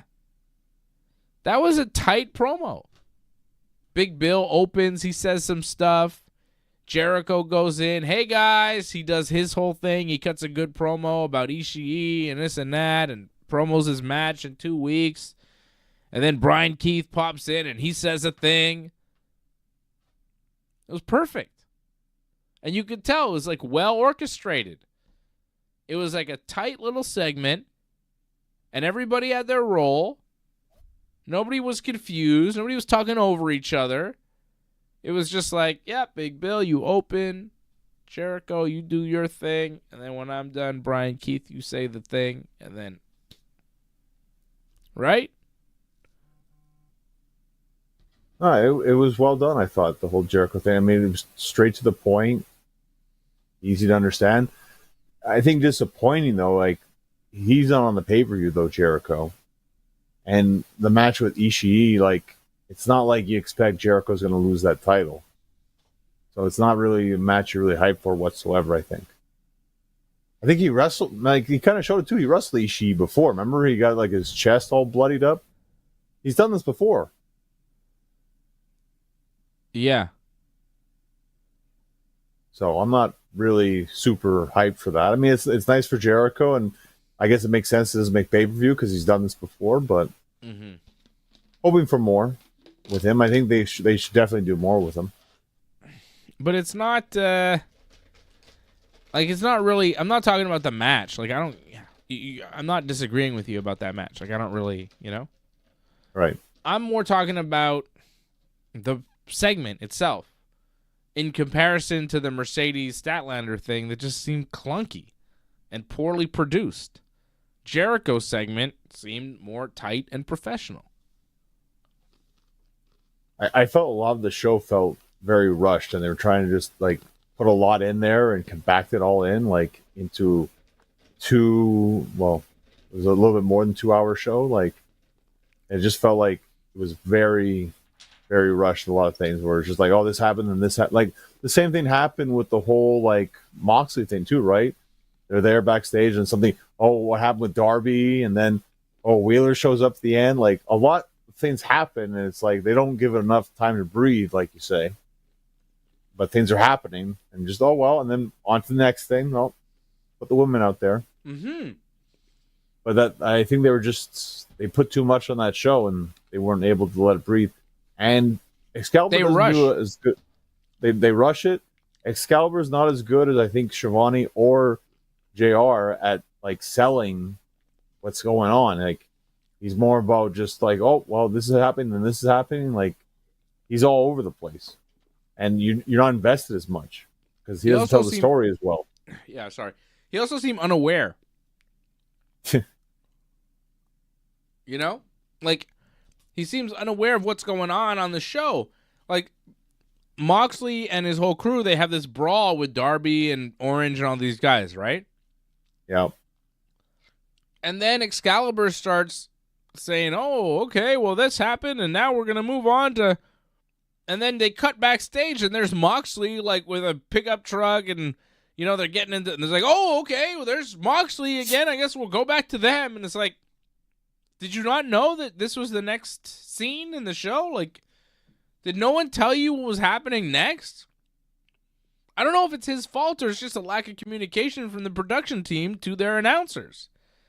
Because he seemed literally caught off guard that they were staying with the Moxley story at this stage in the show. He seemed like he was wrapping that up and going to whatever was next. And then all of a sudden it's like, oh no, actually there's more in the parking lot between the... Like, they do the brawl in the arena. It seems over. You go back to commentary, you go back to the ring, and then all of a sudden it's like, oh no, back to the parking lot because there's the Moxley crew and they're getting into the pickup truck, right? Marina's there, and Claudio's there, and Moxley's there, and they get into the truck, and then commentary's like, oh, well, They left Wheeler Yuta by himself. He's not there. Where's Wheeler? And then Darby, like, dives in the back of the pickup truck. And then the car... And this was a weird thing, right? He jumps in the back of the pickup truck, and you would think that they would kind of drive off with him in the back. Like, that seemed like where they were going. But he jumps in the back of the truck, and then he gets out of the back of the truck, and then Claudio, like, gets out of the truck and goes to fight Darby. But it's like, how did he know that Claudio was going to get out of the car? What made him think that Claudio wasn't just going to drive off when he got out of the truck? It was like a weird sequence of events, you know? Did you not notice that? Like, when Darby got in the back of the truck, you're like, what? Yeah, like, you should just speed off.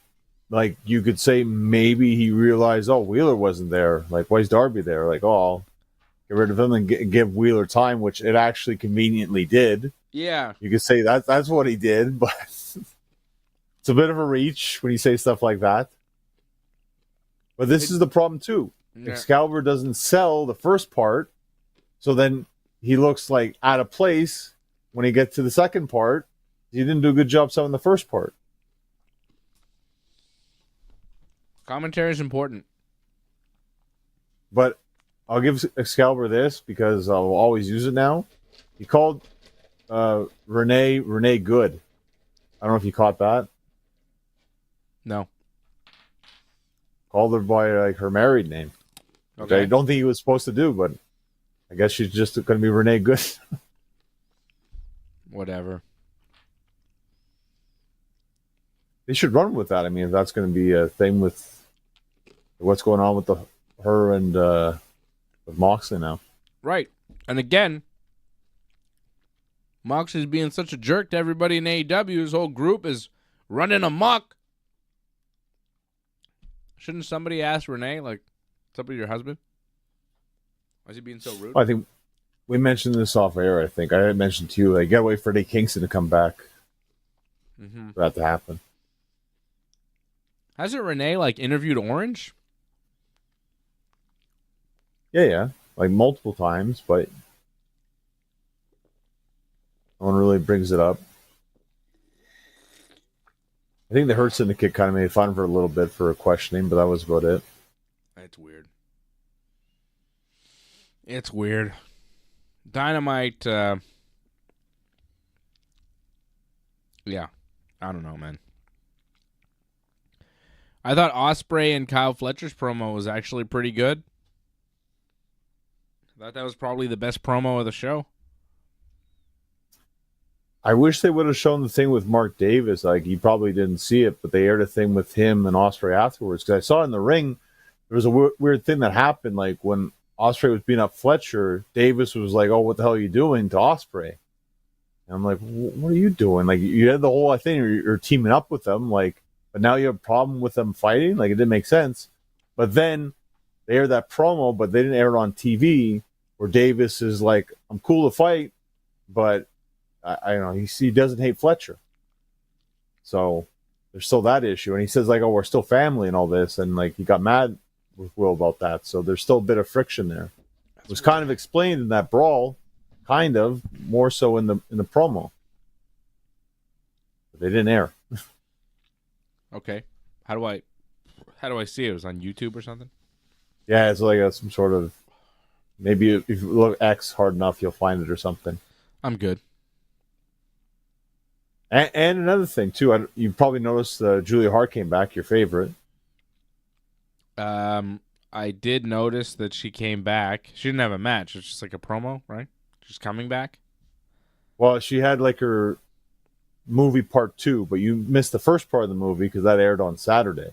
Okay. She woke up from a dream. You saw the dream in the first episode, but then she woke up on Dynamite.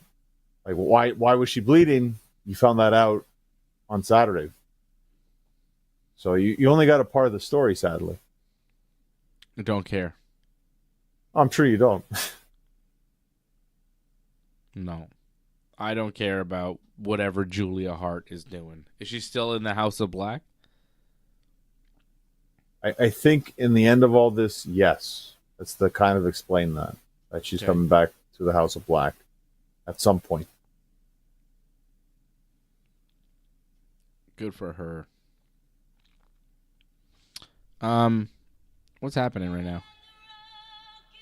Again, the national anthem. Yeah. You hear that? I mean, it's getting there. Yeah, I they're hear doing it, the yeah. anthem. They're doing the anthem, John. I think they're gonna get to this fight. God damn it! That's the whole cross game is making it. Like, Total debacle. What a look on this crowd. My God. Some greasy American individuals in this crowd. I wouldn't say they're the best and the brightest. I'd say they're the worst and the scummiest. If you spend Seen a lot. thousands of dollars on tickets for the floor for this fight, you are a special type of individual. I don't know what's going on with you, but wow, I don't trust seen you. a lot of women. I guess you don't like women too much. Like, they showed a lot of women in the front row. You see the guys that they're with. You see the look on their faces. Some one old guy. Was all Yeah. pumped. Yeah. Yeah. The women weren't so old. The guys are kind of old. What's going on there? The way it goes down in Texas, I guess. I don't like it. If you got a free seat or whatever, that's fine. But if you're like, just some guy paying to see this fight, something's wrong with you. Something's wrong with you. I think we cut up to AJ because AJ's at the national anthem too. Yeah, good for him. They're showing celebrities in attendance. I have no idea who that guy is. He looks greasy as hell. Oh, isn't that the Charlize Theron? I think so. Who are these guys? Siegfried and Roy? Who the hell are these guys? I don't know who these guys are at all. Who's this guy? I think he's a Jonas brother. They're not even telling us who they are. I guess the announcers are, but who's this guy? I don't know this fellow at all. Who are those guys, John? Is that Siegfried and Roy? There's Shaq. I know Shaq. Showing a lot of celebrities. I don't know who half of these people are. Gronk, I've seen him before. I think that was LeBron there, no? I don't think so. That's not LeBron. What are you talking about? It wasn't LeBron? No. What's up? You don't know what LeBron looks like? That's That wasn't Gronk LeBron again. James at all. That was some other guy. That was Gronk. You think Gronk looks like LeBron? Look at this. No, They're like showing Gronk us a does. tail of the tape. Jake Paul, 227.2 pounds. Mike Tyson, 228.4. Jake Paul, 76-inch reach. Mike Tyson, 71. Jake Paul, 6'1". Mike Tyson, 5'10". Jake Paul, 27 years old. Mike Tyson, 58. Mike Tyson, 50 wins, 6 losses as a pro. Jake Paul, 10 wins, 1 loss as a pro.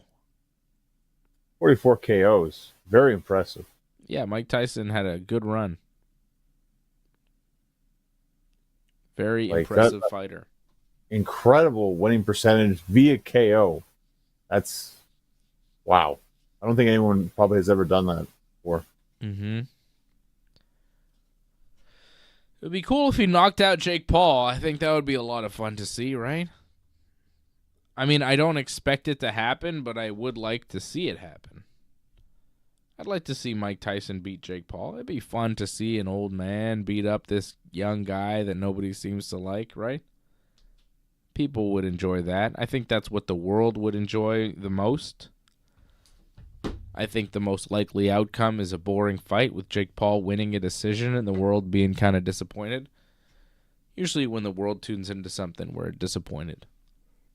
We don't get to rejoice in much these days.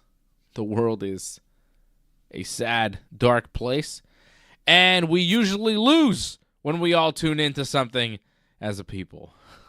So, Well, sorry. to anyone listening to that, Dave's had a rough October. Hopefully November's better for him. Go fuck yourself. Holy shit. Shut up, John. At least I saw my team play in October. Oh, that's it. That's good. Yeah.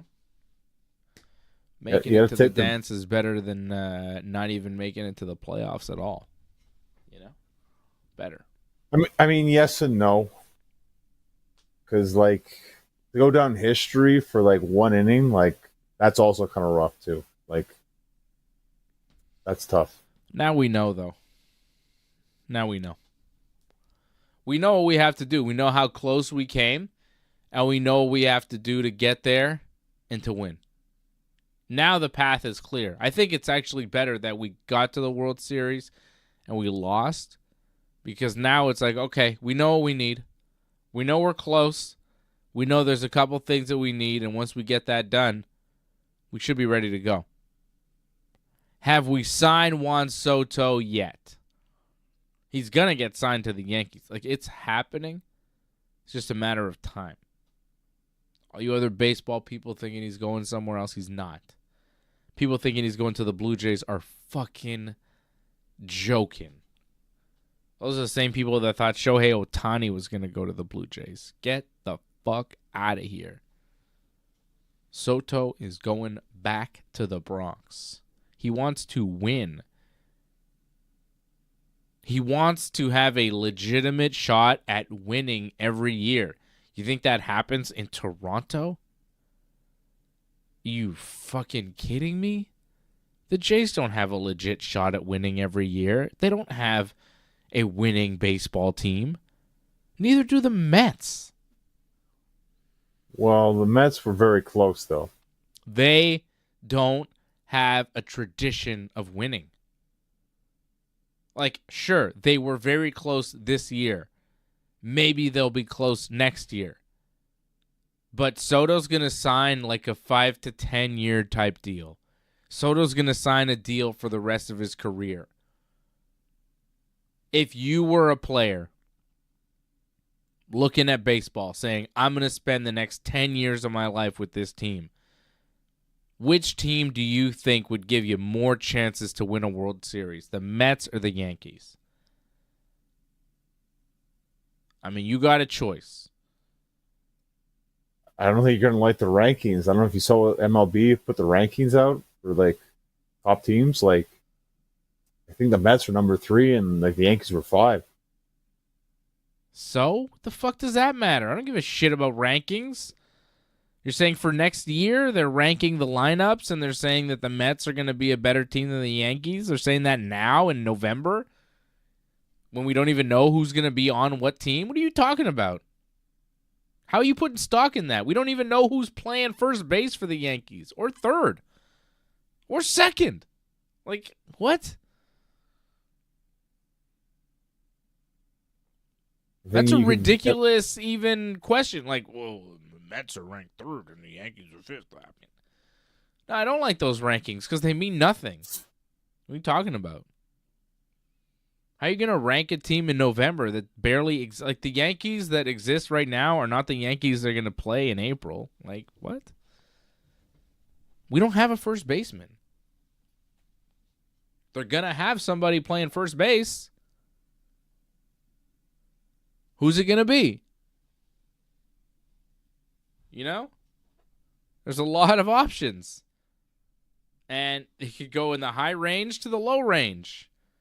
And I think who plays first base, makes a difference about, how good the Yankees are. Do they have Juan Soto or do they not? What do these rankings have? Do they have them with Soto or without Soto?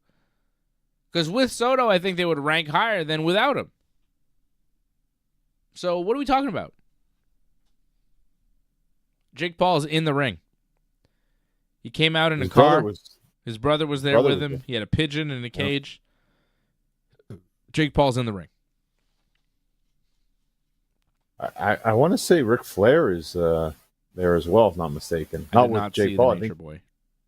But I think he's with Tyson or something. But I think he might be in the crowd because I think he made a tweet. I think the other day saying that he'll be there for Tyson, ready to celebrate. Cool.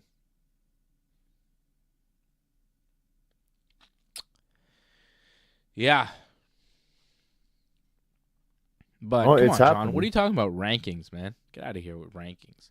Like, Just saying they're a but, contender. but you know how baseball is. Like the Yankees, they've got more World Series than anybody else. They're a more consistently winning franchise than the Mets. If the money's the same, I think you would go to the Yankees if you're Juan Soto. If you want to win, I think you would go with the Yankees. You wouldn't go with the Mets. You wouldn't go with the Blue Jays. You'd go with a team that's committed to winning the World Series every year. That makes a real shot every year at winning. The Mets didn't go to the World Series. So, I think Soto's going to sign with the Yankees. I really hope he does because he is... Oh, that's a sweet sound. That's a Yankees strikeout sound. I really hope Soto stays with the team. I love him. He's a great player. I just hope he makes the right decision. And then we beef up the rest of the lineup. And we come into 2025 even stronger than 2024. And in 2025, the Yankees actually win the World Series. That is my hope. That is always my hope. Have a strong offseason, spend a ridiculous amount of money, and come back even stronger than before and actually win. Go Yankees. Well, they've already made more money, so that's good for them. They need it. As they should. Okay. Mike Tyson. He's making the walk. There. Oh, we have Tyson music now? Wow. What is this? Turn this off. This is a Toronto Blue Jays theme? Get this out of here. Turn this off. Why are we airing Blue Jay stuff? No. Wow. I think Antoinette's loving this. She's watching this right now. Turn it off. I'm Antoinette, taking my headphones this off, is John. great. I can't hear you anymore. I can't listen to this goddamn music. So I'm taking my headphones off. Take this shit off me. Why is the production team fucking with me? Hey, can we hear I Love LA after this? No, can we fucking play Start Spreading the News? Give me New York, New York. Kill this shit. Fucking Blue Jays. Fuck the Blue Jays. They suck. They suck big balls. Here comes Mike Tyson. Mike Tyson's coming. Don't tell me about the Blue Jays. Jabroni-ass Blue Jays. Here comes Mike Tyson stepping into the ring. Uh-oh. Damn, he looks old. He looks very old. He looks older than before. Is he okay? I mean, he was older than before. I know. He looks as old as he's ever been, John. So do you, brother. Good God almighty. We are all as old as we've ever been. I'm actually younger than I was, John. I'm younger than I used to be. Well, not after 2 kids. You got older. Shut up. Yeah, but I shaved my head so you can't see the grays as much. You know what I mean? So it's younger now. Back to younger. I mean more the lack of sleep, but yeah, can't change that. Yeah. Okay. They're doing ring introductions. There's a man, Cody Big Mo Momertz, the ring announcer, standing in front of 2 ladies with extremely shiny boobs. Their boobs are so shiny.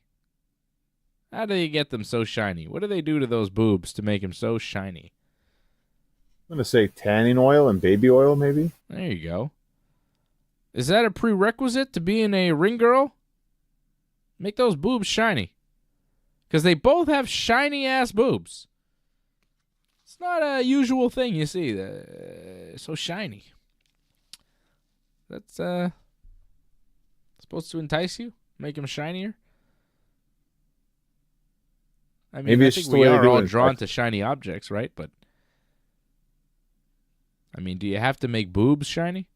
I think you're already drawn to the boobs. Do you need to make them shiny to get drawn to them more? You know what I mean?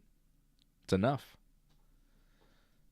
Sorry. I mean, I'm being disrespectful wrestling- here. We should be talking about fights, but I'm talking about shiny boobs.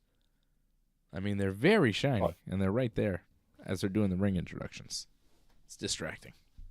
But I think I'd be distracted by them if they weren't shiny, is what I'm saying. I don't think you need the shine. I think them just being there is enough of a distraction. I don't think they need the shine. I'm saying, ladies, I don't think you need to shine up your boobs. I don't think you need to be glossy. I think regular is fine. I think it's extra work for no reason.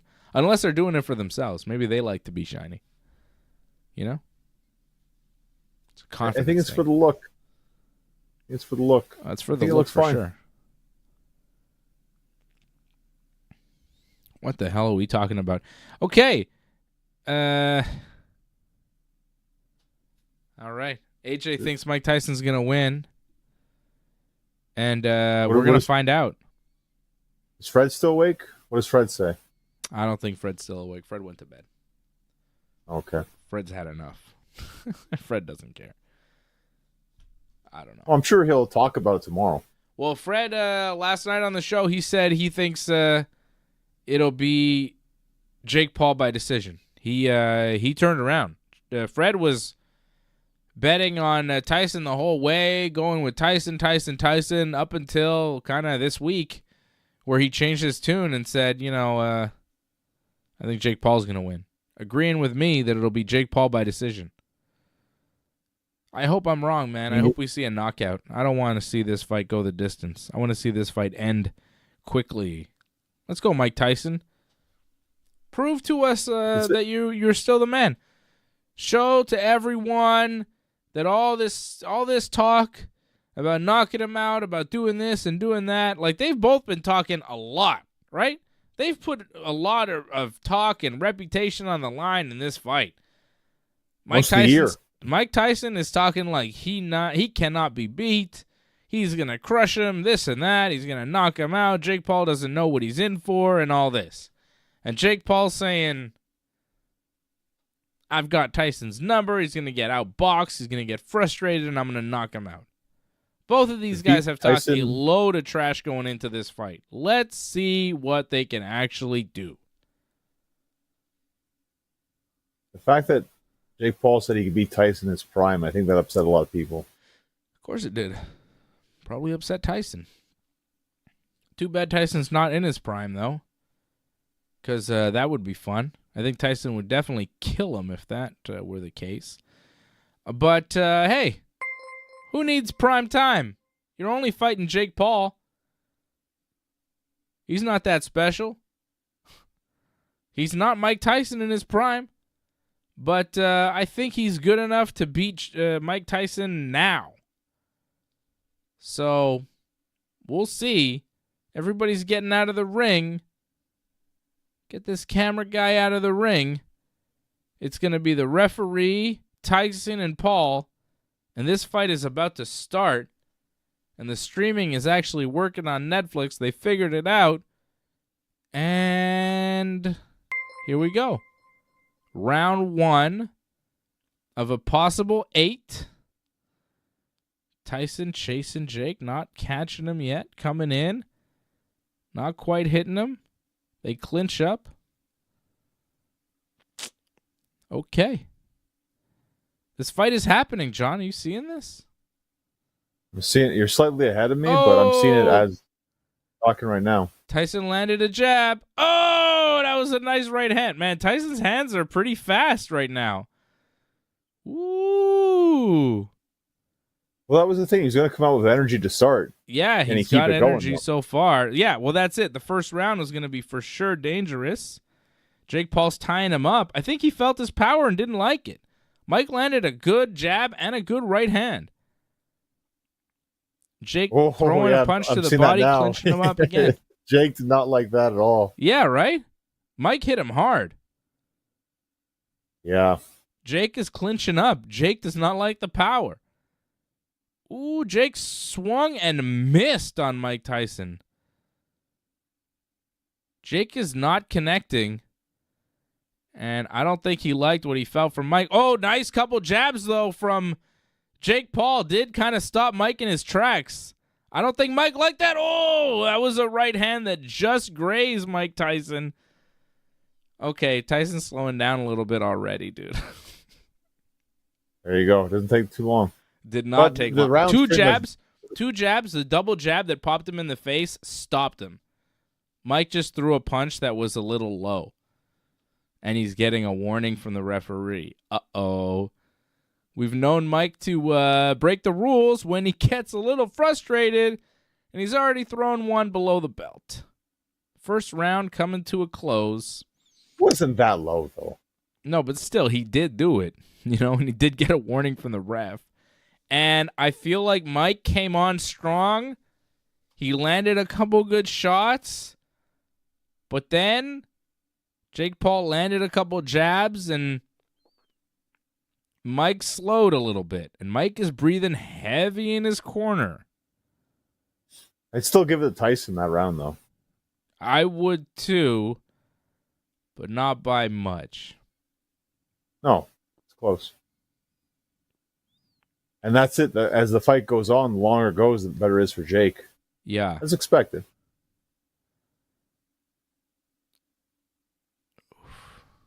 Yeah, that right hand grazed him there.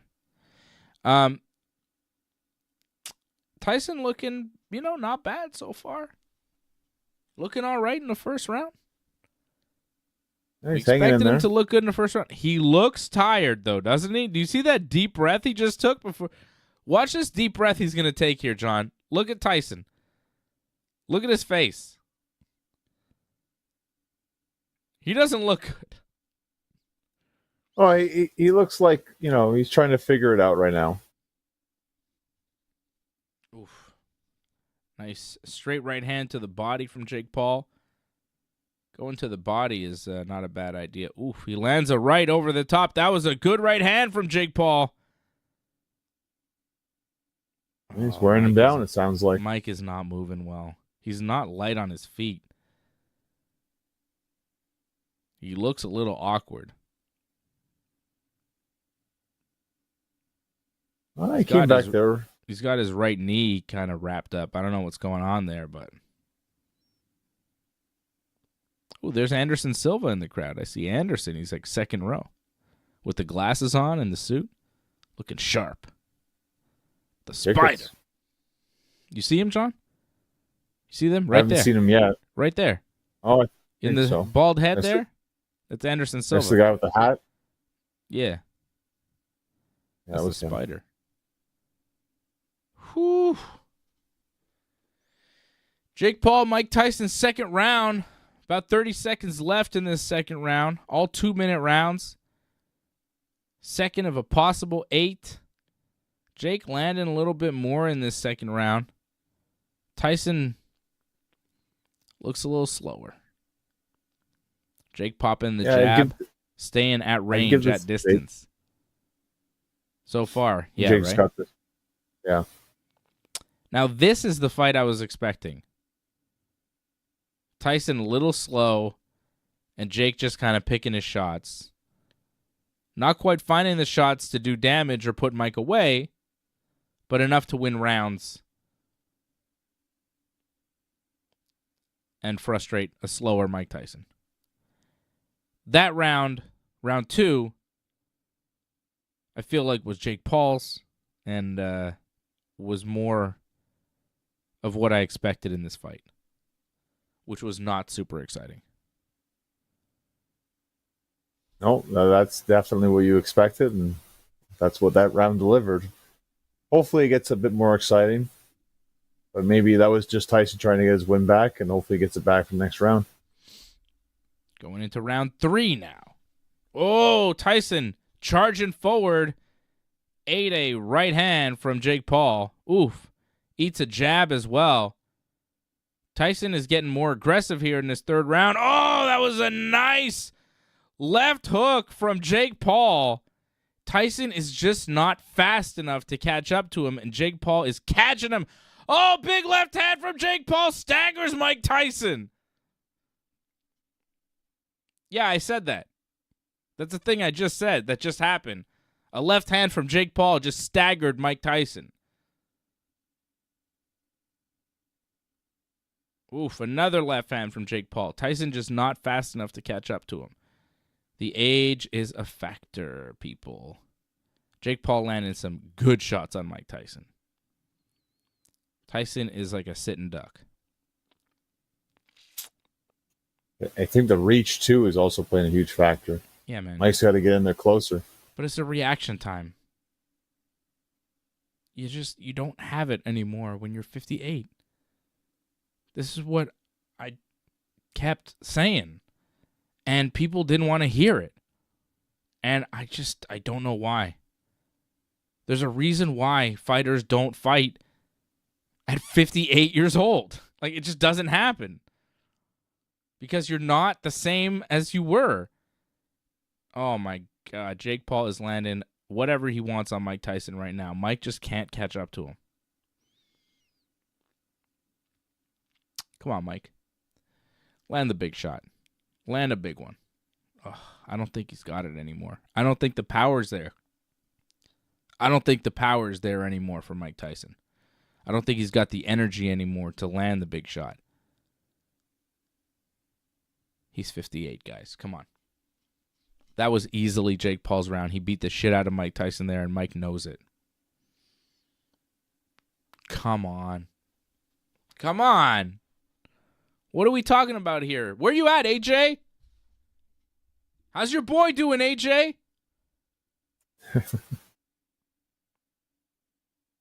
Well, he'll say it's not over yet. That's what he'll say, I'm thinking. Come on. Jason Pete goes, yeah, I can't watch this. I hate this fight since it was announced. Antoinette says, come on, Mike, it is not over. Come on, guys. See? Let's be real. Let's be real. We know what this is. This was the fight I expected. This is what's playing out. I'd like to see Jake put him away. Put him out of his misery. Like, I don't want to see 8 rounds of this. Put him away. Finish him. Knock him out. I'd like to see it happen. I think that would be pretty cool. You know? Show everybody that you can knock out Mike Tyson. No one will give him credit for it. Everybody will be like, after the fight, everybody will be like, wow, whatever. You beat up an old man. Who cares? Before the fight, a lot of people are like, ooh, Tyson's going to win, da-da-da. After the fight, the story will change. Wow, Jake Paul just picked on an old man and he won. Which kind of seems like what it was from the start, but people want to believe. People want to believe in their old heroes.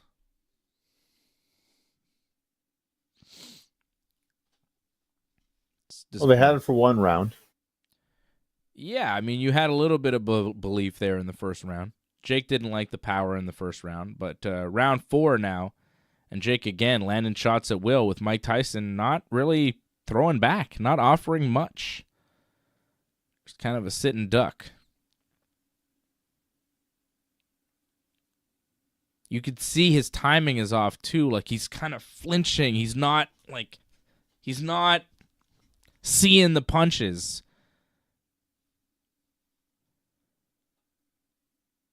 He looks like Aaron Judge in the playoffs, just uncomfortable, you know? Sorry, Captain.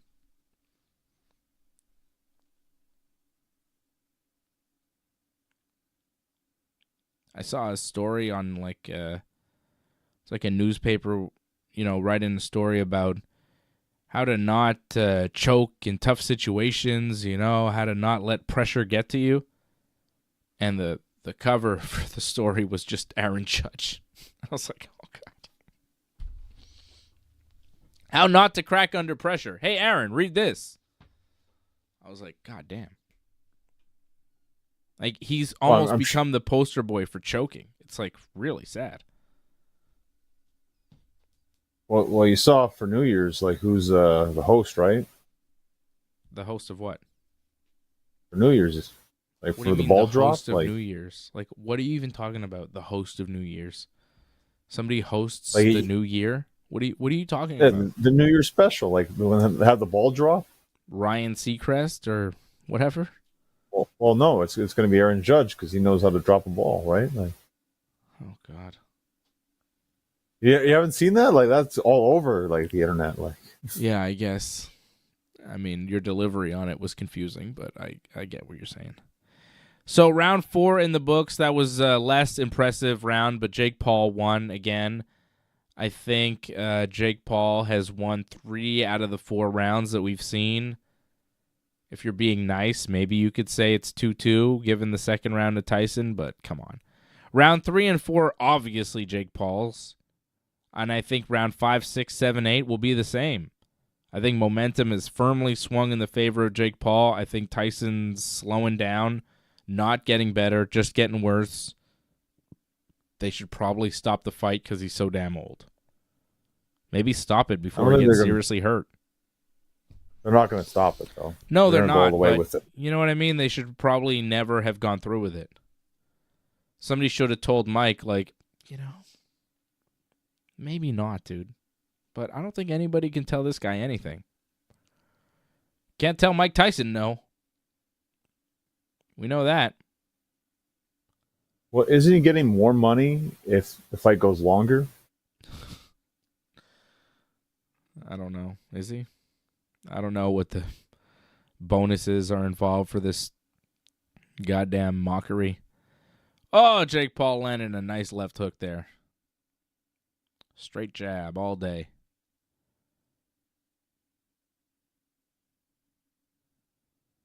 Apparently, AJ says the fourth is debatable. Fuck. Cool. AJ is going to score this fight for Mike Tyson no matter what. Like, if this goes to decision, he's going to say that Tyson won, but, like, he'll be I think he's got this tied. He's got it tied. Yeah, of course he does. He probably has Tyson up 3-1.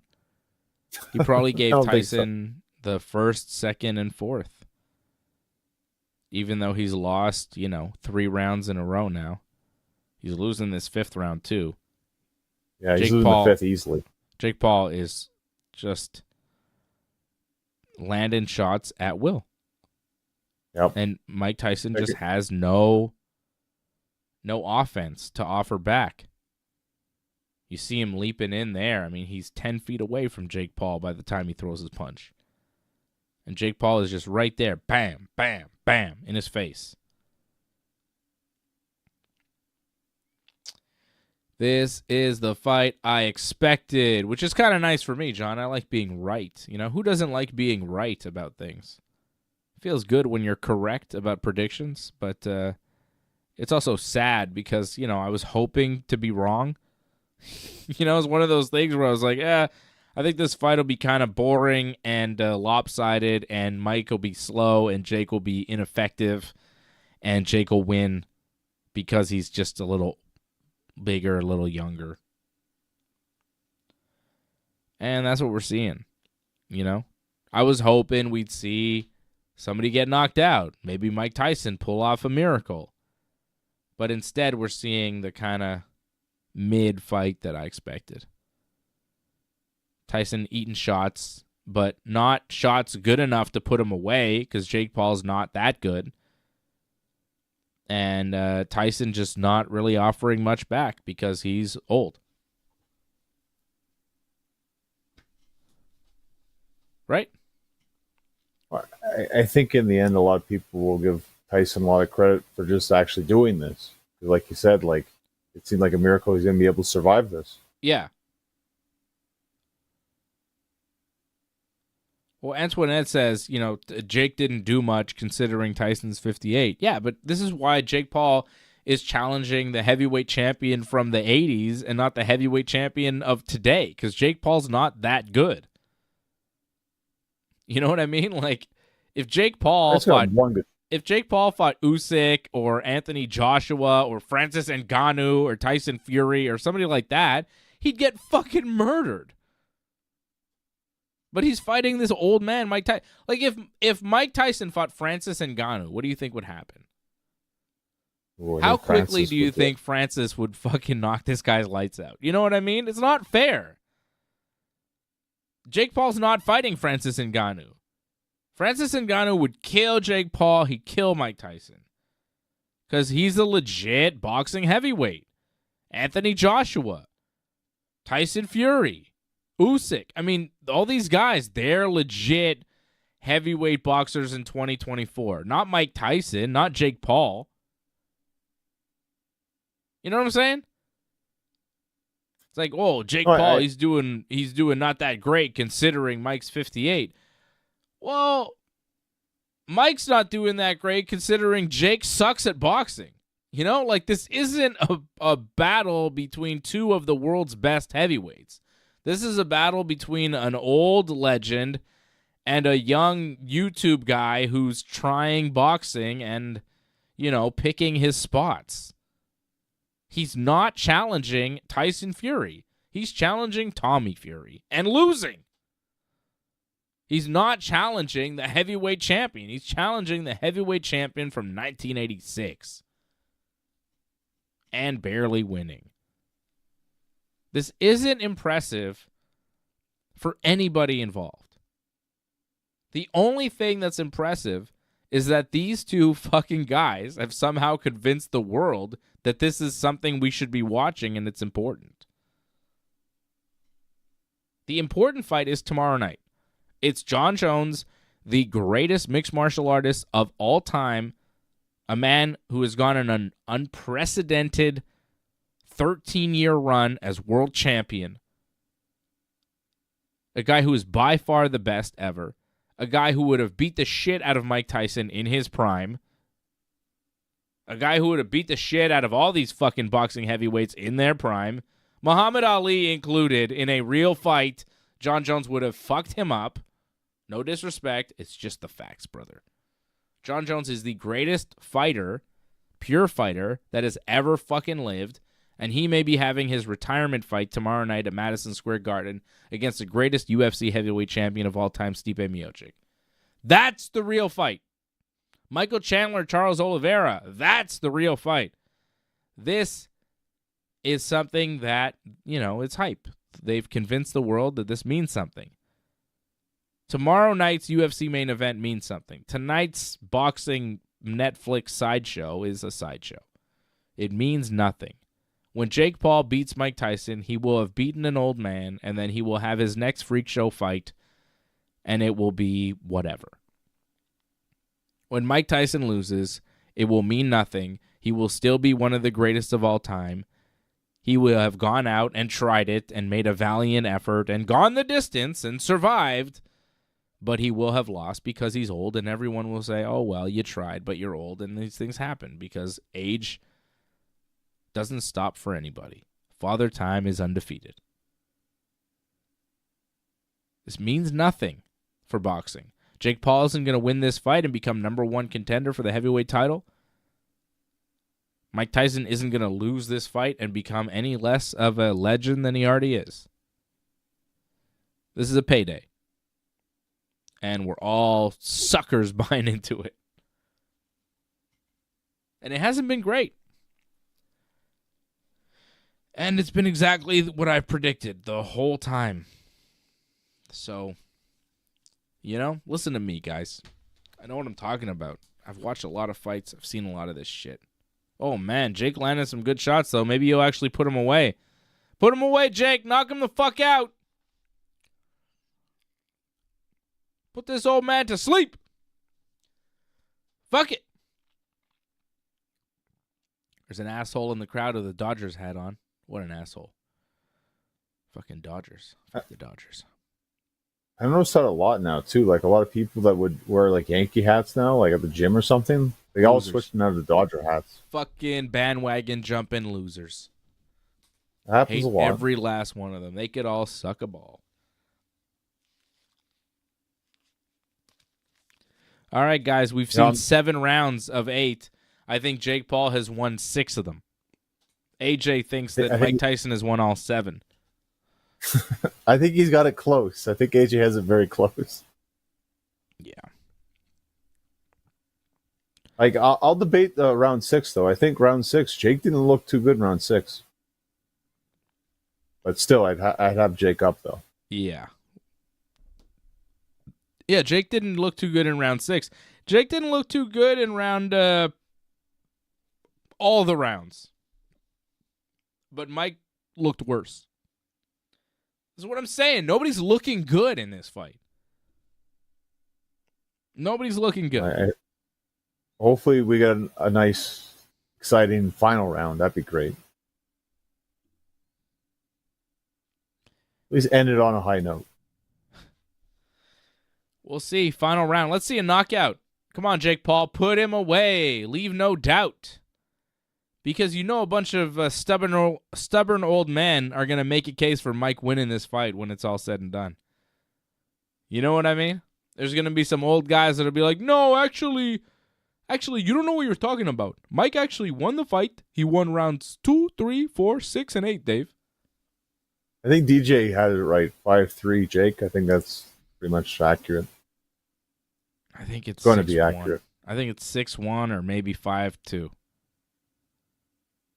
How would it be 5-3? We haven't seen the end of the 8th round. Well, I think it's going to be. Oh, I think it's going to be 7-2. Sorry, 6-2. Jake is winning this round. I think Mike has won 1 round, maybe 2 if we're being generous. But I think, honestly, it's like 7-1. Jake's winning this round as well. I think Mike won the first round, and Jake Paul has won every round since then. If you want to say it's... Oh, jeez, another big shot from Jake Paul. Like, if you want to say it's 5-3, fine. Don't tell me it's 4-4. Don't tell me it's 4-4. You know? But you want to say it's 6-2, fine. 7-1, even better. 8-0, probably not. But this fight is over. And it was what it was. Was what it was.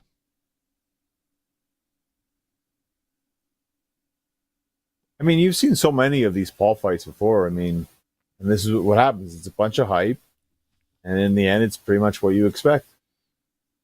Once in a while, he knocks out, Like, I didn't think he'd beat Anderson Silva.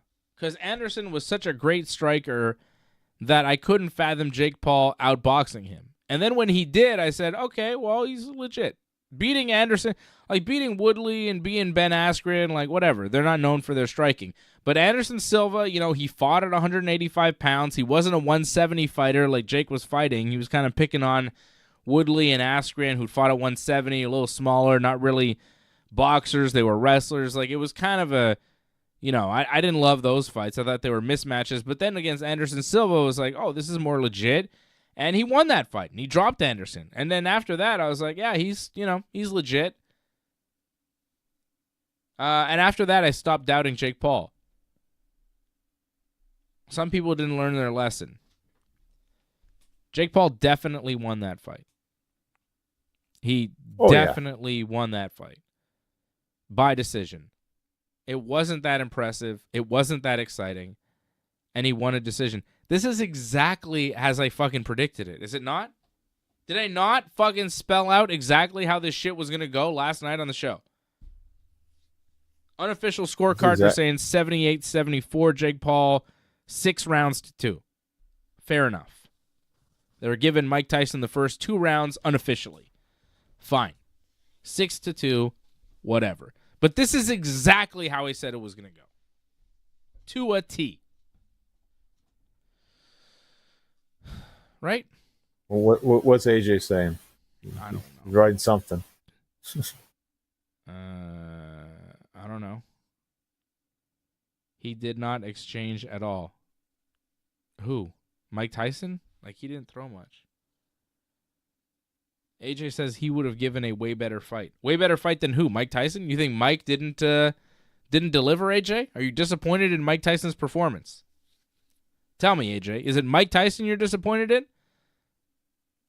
And how do you score the fight? Who won, AJ? Who do you think won? You think Mike Tyson won? Antoinette says Mike is still my champ. Well, that's nice. Johnny North is my champion. Johnny, you're my champion. You're the best.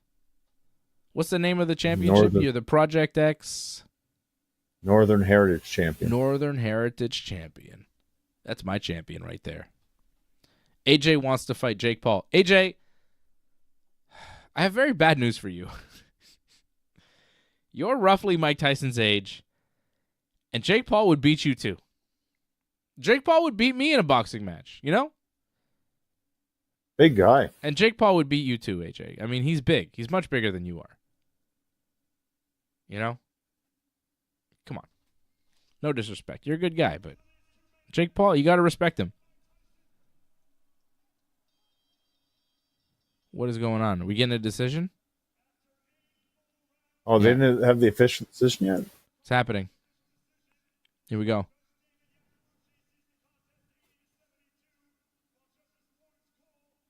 Oh, it's unanimous.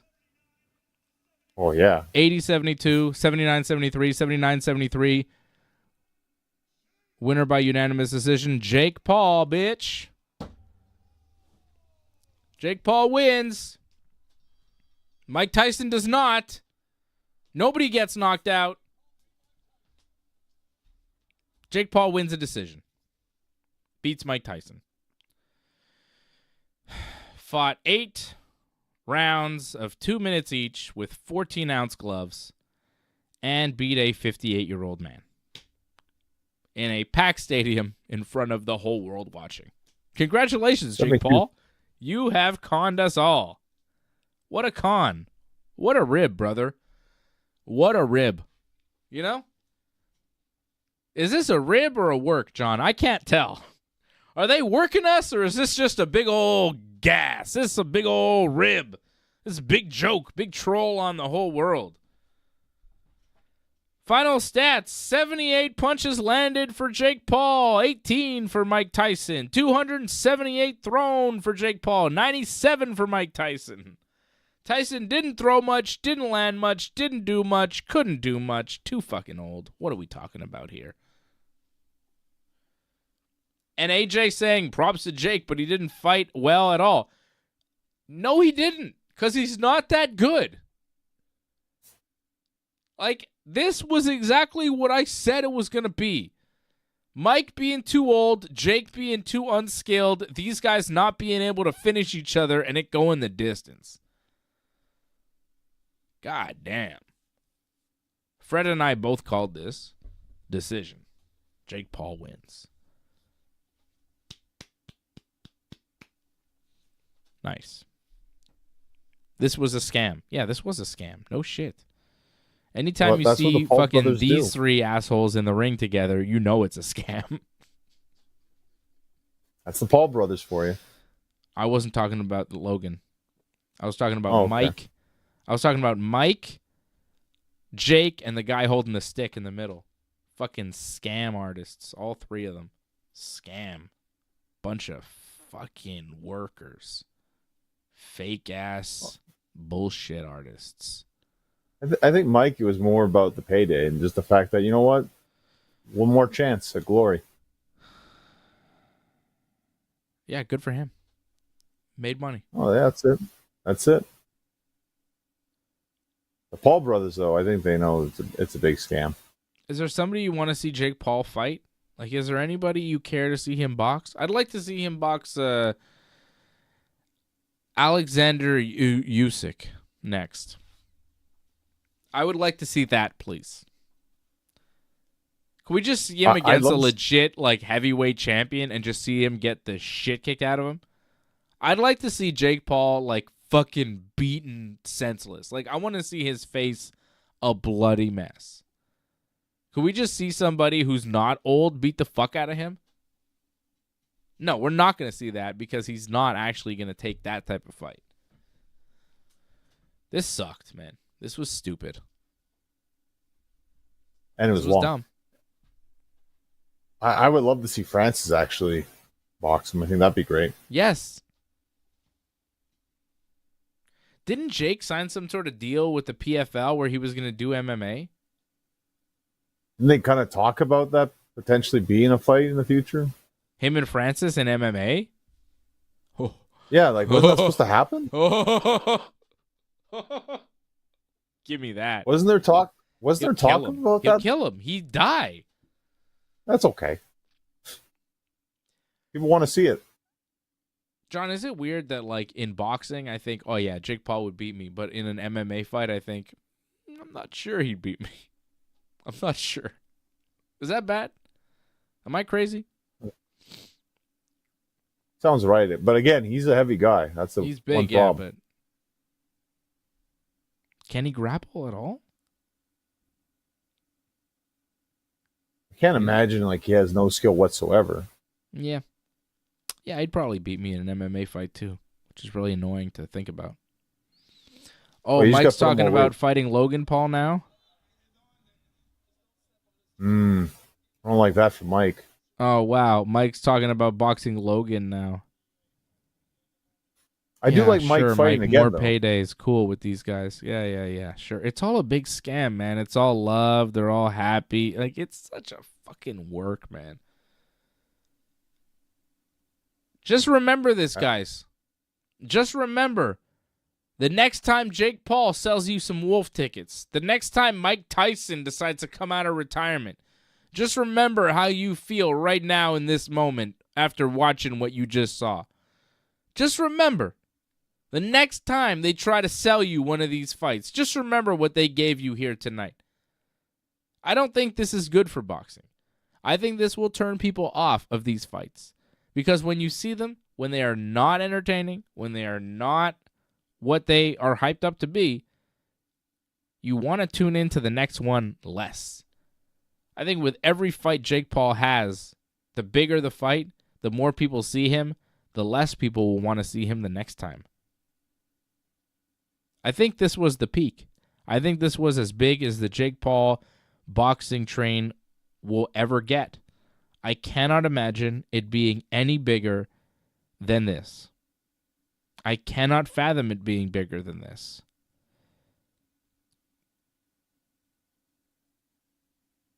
Right? Who could he get? Well, Like, there's nobody You think- out there that he could fight. Oh, AJ's having a nice little. AJ's really end of- upset. AJ Yeah. can't fucking fathom what just took place, even though I've been telling him for months that it was going to happen. AJ.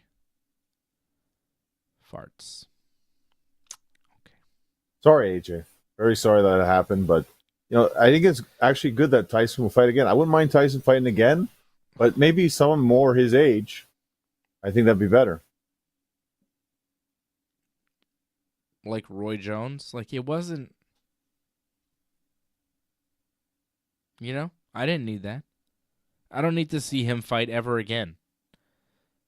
Why? He's not who he once was. There's no... it's not... I don't know. Maybe I'm crazy, but when I watch fighting, I want to see the best fight the best. I don't want to see some old guys fight some other old guys to see who has worse CTE. It's sad. Let them retire. I want these guys to have made enough money in their career so that they don't have to fight when they're 60. You shouldn't be fighting when you're 60. Fighting is a young man's game. Jake Paul is 27 years old. He just beat up on a 58-year-old man.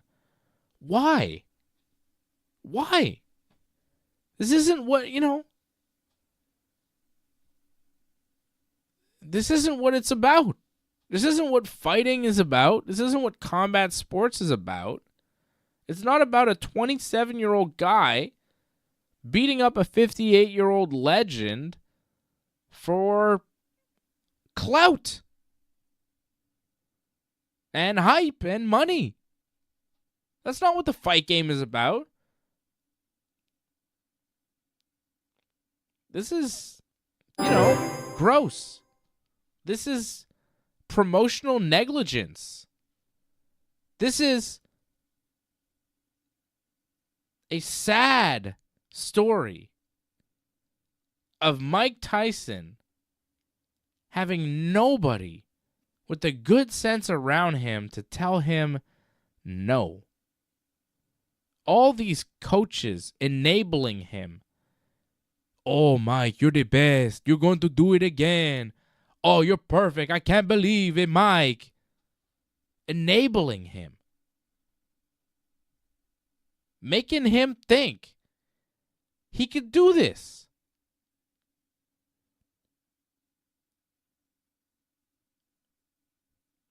It's fucking ridiculous. They all just, suckered him into it. He's got no team behind him saying, hey, maybe not, dude. They all go, let's do it. Let's make some money. We're all going to cash in off this. Let's do it, Mike. You can do it. Nobody actually cares about this man. Nobody cares about him. You wonder why? I mean, I don't wonder why. I assume why they don't care about him is because he's not a nice man. He hasn't been great. And this is what happens. No one gives a shit about him. He's a cash cow. People use him. They've used him his whole life, and they are continuing to use him. It is fucking sad. This is not the life of a gladiator, of a warrior. This is not how you should be treated when you're a grandfather. It's not right. Jason Pete says, I grew up loving boxing and this makes me sad and angry. Exactly. If you are a true lover of combat sports, a true fan, a true, martial artist, combat sports guy, this is offensive. And this is why I'm going so hard on this. Because, as a guy who really appreciates the fighting arts, this was offensive. Because this is what the world watches. This is what shuts down Netflix. But this isn't what fighting is. This is what the world thinks fighting is. But this isn't what it really is about. This isn't real. This isn't legit. This is bullshit. And we need to call out bullshit when we see it.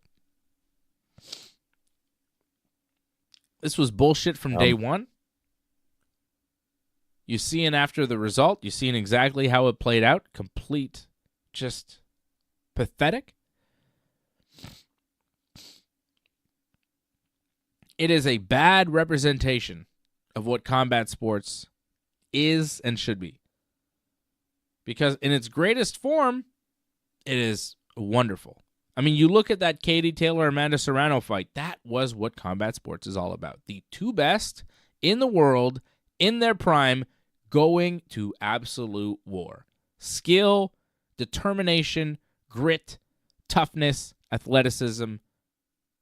Top of the line combat sports. Katie Taylor, Amanda Serrano. Congratulations to them. They did the thing that, we all aspire to and we all admire. They did that thing. Mike and Jake, they did another thing. They did sports entertainment. They did a show. They did a thing. They're not in their prime. They're not high-level athletes. They are not the best of the best. Amanda Serrano and Katie Taylor, they are that. The problem is no one actually cares unless they're on one of these Jake Paul fights, which is sad, but that's the state of combat sometimes, which is why this shit is so offensive. Because instead of seeing good fights, instead of, being all about the good fights and the high-level fights, people tune in for bullshit fights. Which is why I've always said, you could have the number one against the number two, and you could have this big fight. It could be really exciting. But if you don't know the names, if you don't care, it's not going to work. Like, the biggest fight you could possibly have is, one of these fights. Like Jake Paul, Mike Tyson, or, goddamn The Rock versus Vin Diesel in, a real fight. Or, if you booked Leonardo DiCaprio to fight Brad Pitt in a boxing match, yeah, you'd fucking get a lot of people watching. But in no world are those two guys the best fighters. In no world, right? But because they're so famous, people would tune in. If you booked Justin Bieber versus Meek Mill in a fucking MMA fight, you don't think people would tune into that shit? People would be like, holy fuck, is Diddy the referee? What's going on? Right? Justin Bieber versus Usher. It's an MMA fight for the ages.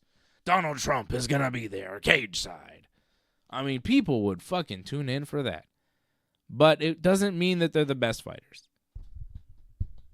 And that's the disappointing thing about combat sports is that sometimes, you know, we know what the true fight is, we know what the best is, and people tune into the bullshit, and they're not tuning into the real fights.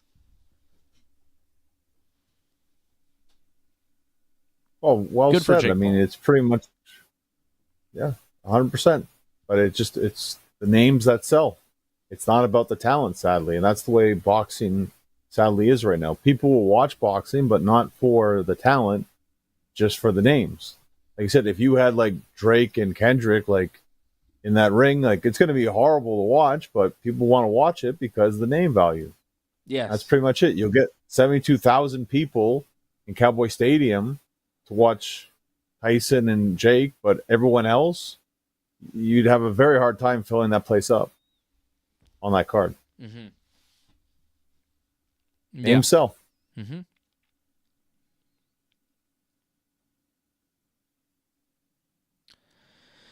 All right, John. Well, we've done the damn thing. I'll be back here tomorrow night with Wrestling Uncensored. No. That was tonight. No, you just tomorrow did it. night. Goddamn, John, and I'm lost. Tomorrow night is the UFC 309 watch along. It's John Jones. It's Stipe Miocic. It's Michael Chandler. It's Charles Oliveira. It's Bo Nickel and Paul Craig. I mean, the pay-per-view tomorrow night is going to be sick. That's the real fight. That's the real fighting, and I can't wait to cover it for you here on the Ringside Report Network. I want to thank everybody. Shout out to Sam watching us in the Netherlands. Good morning to you, Sam. Congrats. I love the Netherlands. Fantastic. Jason Pete out in Mexico watching us. Thank you, Jason, for supporting over at join.ringsidereport.net. Membership.ringsidereport.net as well if you want to support. Jason Pete, Antoinette out in Toronto. Leor out in New Brunswick. I mean, we've got members all around the world. Angelo Contagonis out in Laval. We're everywhere, baby. Thank you for supporting. AJ and NDG. You know, Johnny and NDG. A lot of people in NDG tonight. How come half the Ringside Report team is in NDG? What's the deal? Production team's in St. Leonard, right? Or no, St. Henry, right? What? Who? Production team's not in St. Henry? No, don't talk about that. Okay. You don't need to know where they are. Undisclosed location. Parts unknown, brother. Okay, I'll be back tomorrow night, UFC 309. It's going to be a good time. Thank you, everybody, for tuning in to Wrestling Uncensored and whatever the hell this was with Jake Paul and Mike Tyson. Jake Paul wins a unanimous decision. How about it? Thanks for sticking with us to the end. We would really appreciate it if you could help us spread the word. You know the drill. Hit that subscribe button. Flip those notification switches. We are an audience-supported network, so consider becoming a recurring supporter at membership.ringsidereport.net. Check out our website at ringsidereport.net. Hope to see you again next